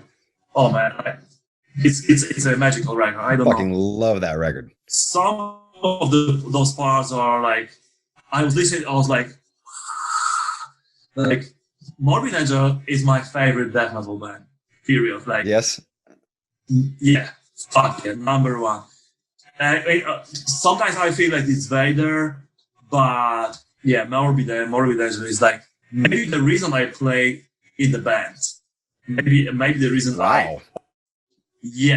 because of like when I saw talking about the Rapture, when I saw the video for Rapture and for God of Emptiness, the last song. Sick, right? That shit would change the game right there. I was like, oh, it was fucking badass. My jaw was on the floor when those videos dropped. I was like, oh shit. Because I knew who Morbid Angel was, but Covenant came and Covenant just wiped the floor with fucking everybody at that point. Yeah. I can imagine. Covenant was a big influence on Burn My Eyes for sure. Like a big influence on Burn My Eyes. That end riff in Davidian. I was like, I want to rip off. I want to do a Morbid Angel riff. Like that was what I was going for right there. Oh shit! I will never say that. Oh shit! It's so cool to know. Yeah. Really fucking loved that record and the videos. I mean, just the imagery, the everything. It was just so fucking powerful and killer. Seeing Trey doing the whammy bar, crazy thing. Like he was like insane. He was like, I was like, I didn't see anything like that before, but I don't give a shit. I want to do the same. You know. Yes, and they had so many. Even like their vibe, their interviews back then, they used to like prank call like evangelists on the radio and like fucking, they used to like torment all of these like Christian evangelists on the radio and like fucking call up and do the death metal voice and fucking, yeah. It was awesome. Yeah. So yeah, I sang a few songs, but I mean, I wasn't ready for that. I mean, not mentally ready and not prepared in general. But anyways, it was cool. I remember even Nergal calls me this day and he heard about this audition and he said like, oh man, it would be fucking amazing if you could join Morbid Angel. It would be so cool. I remember that. Wow. Yeah, and then Vader manager called me. Because so this is before Vader. This is before Vader. That was like little bit before Vader, yeah. And then I see news that 3 guys from Vader quitting the band. Okay. Yeah. And you're like, I was like, what? Why? Vader. Why people left great bands? Right. Right. So stupid. Why people left the bands when they touring, when they famous and whatever. And okay, but it was a great opportunity for you. Yes, but I think I didn't call them. I didn't ask him for this job. They called me. It was a manager, and then Peter. Like talk with me, and it was super cool. Yeah. And so you toured with them for about a year, and then at that point, do you have the fire back to get to start writing for Decap? So during this tours with Vader, I became with the conclusion with the ideas of reunion of the band. So I talked with Peter and Vader management that one day soon you have to looking for the different guitar player because I want to continue and back with my band. So It was like that. And it was all okay. No problems, no bad feelings. Good experience. And then I became with the new lineup, and it was new life. So you asked the singer, and you never finished the story. The singer just said yes or no. Yeah. Thanks for reminding me. So I asked the singer, and I was like, okay, I already forget about this guy. And then I was on tour with Vader somewhere. Okay, it was somewhere. Well, never mind. I come back from tour with Vader, and I wake up in my bed, and Gosha is like, "Hey, do you want to hear this guy? He sent you a link for his vocals." And I was like, "Okay, yeah." And you know, I listened to that, and it's like, "Holy shit, he's really good. He's amazing." So he recorded one of the full song, and he sent to me.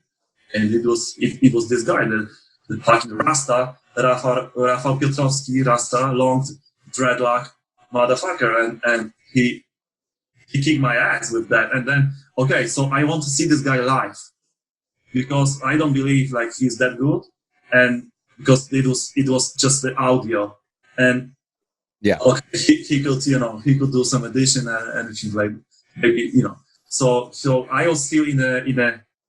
Oh no, I don't remember. It was a Vader times, or I remember I do audition. Maybe I was asking the guys from music store if I can do audition in the store because they have nice PA and stage in the store and everything. So okay, he came and Rasta came to the room and we have this music without vocal, just tracks from the studio without vocal, and he sang for that and. I was blown away, and I was like, "Welcome to the band." And wow, right there. I was like that, yeah. Awesome. He was great, and he's great. He's great singer, and he is. He's a fucking killer frontman. Killer. Voice is heavy as fuck. Yeah, and and that's only one member he stays till now. I'm really happy about that. That we're still going together, and hang on to that guy. And it's more than 10 years right now with Rasta. Lots of memories already, lots of stories, lots of tours. Oh my God, we have some good and bad stories behind us, Yeah, of course. And awesome guy, and great frontman, great singer, awesome unique voice. I don't know the guy who can sing. Like he got this special talent for like doing really long like scream. Like he can stay with the scream for that long. It's like, yeah, right. Let's check Gmail and let's read the book. and he's still there. It's like, okay, right. Okay, we have it. It's crazy. It's crazy. I never seen something. That's awesome. And also, he's cool. Love that. He's super pro on tour, like taking care of his throat, of course, on tour, and that's good, man. And you guys dropped a record that the comeback record is like, it's huge. You guys signed with Nuclear Blast. You drop, sick videos, great, cool cover, great, vibe to the album. Yeah, it was good comeback. Really, really, really nice comeback. Were you nervous before the record dropped? Like, were you fearful that people would accept this new version of the band? To be honest, I wasn't that stressed because I was like, I don't have anything to lose. Like, I have all the bad things behind me. My brother passed away. After this, I don't give a fuck. Like, I don't care. I'm not stressed about what people say. And actually, it's kind of weird feeling because after this kind of tragedy, sometimes it gives you a power. After the time when you go out from the depression, you have some not for like few next months or for next 1 or 2 years, you became a really strong human being, like mentality. It's kind of like it makes you stronger in some way. All those experiences which kick your ass so bad. Absolutely. And then you became like, you're not afraid about fucking die. You're not afraid about anything, you know. You can just go there and do your thing, like put the record. And I wasn't like that. Like I was afraid. I knew I have a good songs, and I knew that I have very good, one of the best drummers, great songs, and I have great studio. The Daniel Bergson was there for the drums, for the setting the drums, the Swedish producer. Oh, and right. And we have Malta. I spent 6 weeks with Malta in the studio in the same room. Oh my God. That's going to be for the next podcast. It'll be just Malta stories. Just Malta stories for the next podcast. I don't know. We just, it was fun. It was like, he's super nice guy. Great sound engineer, super funny. You love him. I love him. I love this guy. Even he did sometimes like too much crazy things. Like I should hate him maybe sometimes, but you know how it is. Sometimes it's like that. Some people, like, it's not possible to hate. You will love them forever, no matter what. Yeah. If they fucking if they fucking destroy your tour, if they fucking steal the motorcycle from the promoter in Japan and destroy the bank and I don't know, breaking glass in the store, and police come and arrest, and your tour is canceled. I mean, tour wasn't canceled, but we continue the tour, but without the fee for the shows and things like that. Yeah. I love what you were saying about how you just wrapped that up though, about coming back, and you know, you had no fear and just you know, you're fearless because your life went through such a. I knew that I have so many friends and good people around me. They will always support me. We have Behemoth guys, still talking about Behemoth guys again. They are part of this band in some way too. And they were there, and Inferno was in the studio. Nergal was in the studio. Nergal was just after the leukemia therapy. He looks like a death. And he was like, wow. He was like, what are you looking on? You never see the dead guy? Like that, motherfucker. And he was there supporting, and Inferno was there listening for the drum tracking, and we and the Behemoth guys there, because we record in their hometown, so they give us the equipment. I record this album on the Nergos Bogner and on his band. And I one of the guitar I used, it was a sad guitar. The guitar players from Behemoth guitar, 7-string ESP, custom ESP. I didn't have my customs this day, so I asked him Patrick, the Behemoth guitar player, one of the best dudes ever I met in my life. Yeah. He gave me his custom ESP 7-string, so I record 2 songs on this guitar. Now we have huge support from these guys too, and I knew that we have such great support around on the scene and people waiting for this album, and I'm not afraid. I have great drummer, great studio, I have great songs, so you know what, I'm ready. I had songs prepared. All those songs on the Carnival record are songs. I finished with Karim. I start those songs with Vitek. So it was like last record of Vitek in like huge piece of, talking about the pre-production. Yeah. Vitek was a part of this record.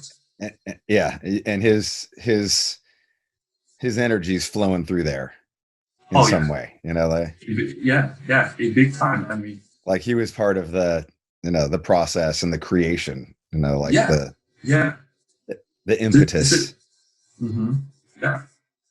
So that was great comeback and great experience. We come back in the good style and everything turns back into the good direction.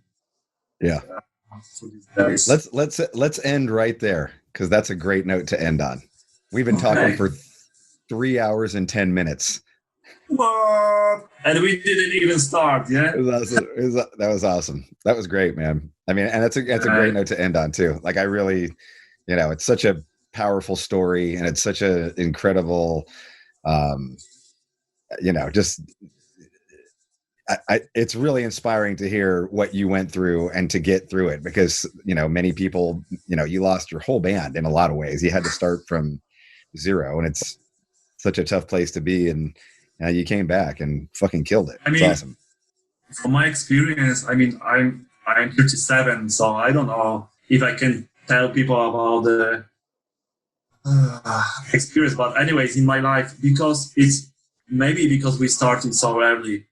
Maybe because these bands are, when we've been kids, kids. So I had some experience I can talk about, and that thing you said that, I've been starting again and again and again, few times in my life from completely zero, and this is, I think, like pretty much like life is about, that. And if you have to start again, there's no other way to do it. You have to start. And we never should think about when something is finished, when you go for the divorce, or your band is split, or you lost all your band members. There is always something new. There's always new beginning for you, for sure. So absolutely, this conversation with this conclusion, which is, I guess, is pretty important conclusion. To don't go too much depressed. To always remember about there is always different opportunity in life. It will be not the same, but it will be just different, and it will be still cool. So yeah. Ladies and gentlemen, that was Vogg Kieltyka, aka Snoop Voggy Vogg, here on No Fucking Regrets. Woo! No fucking regrets! With Robb Flynn.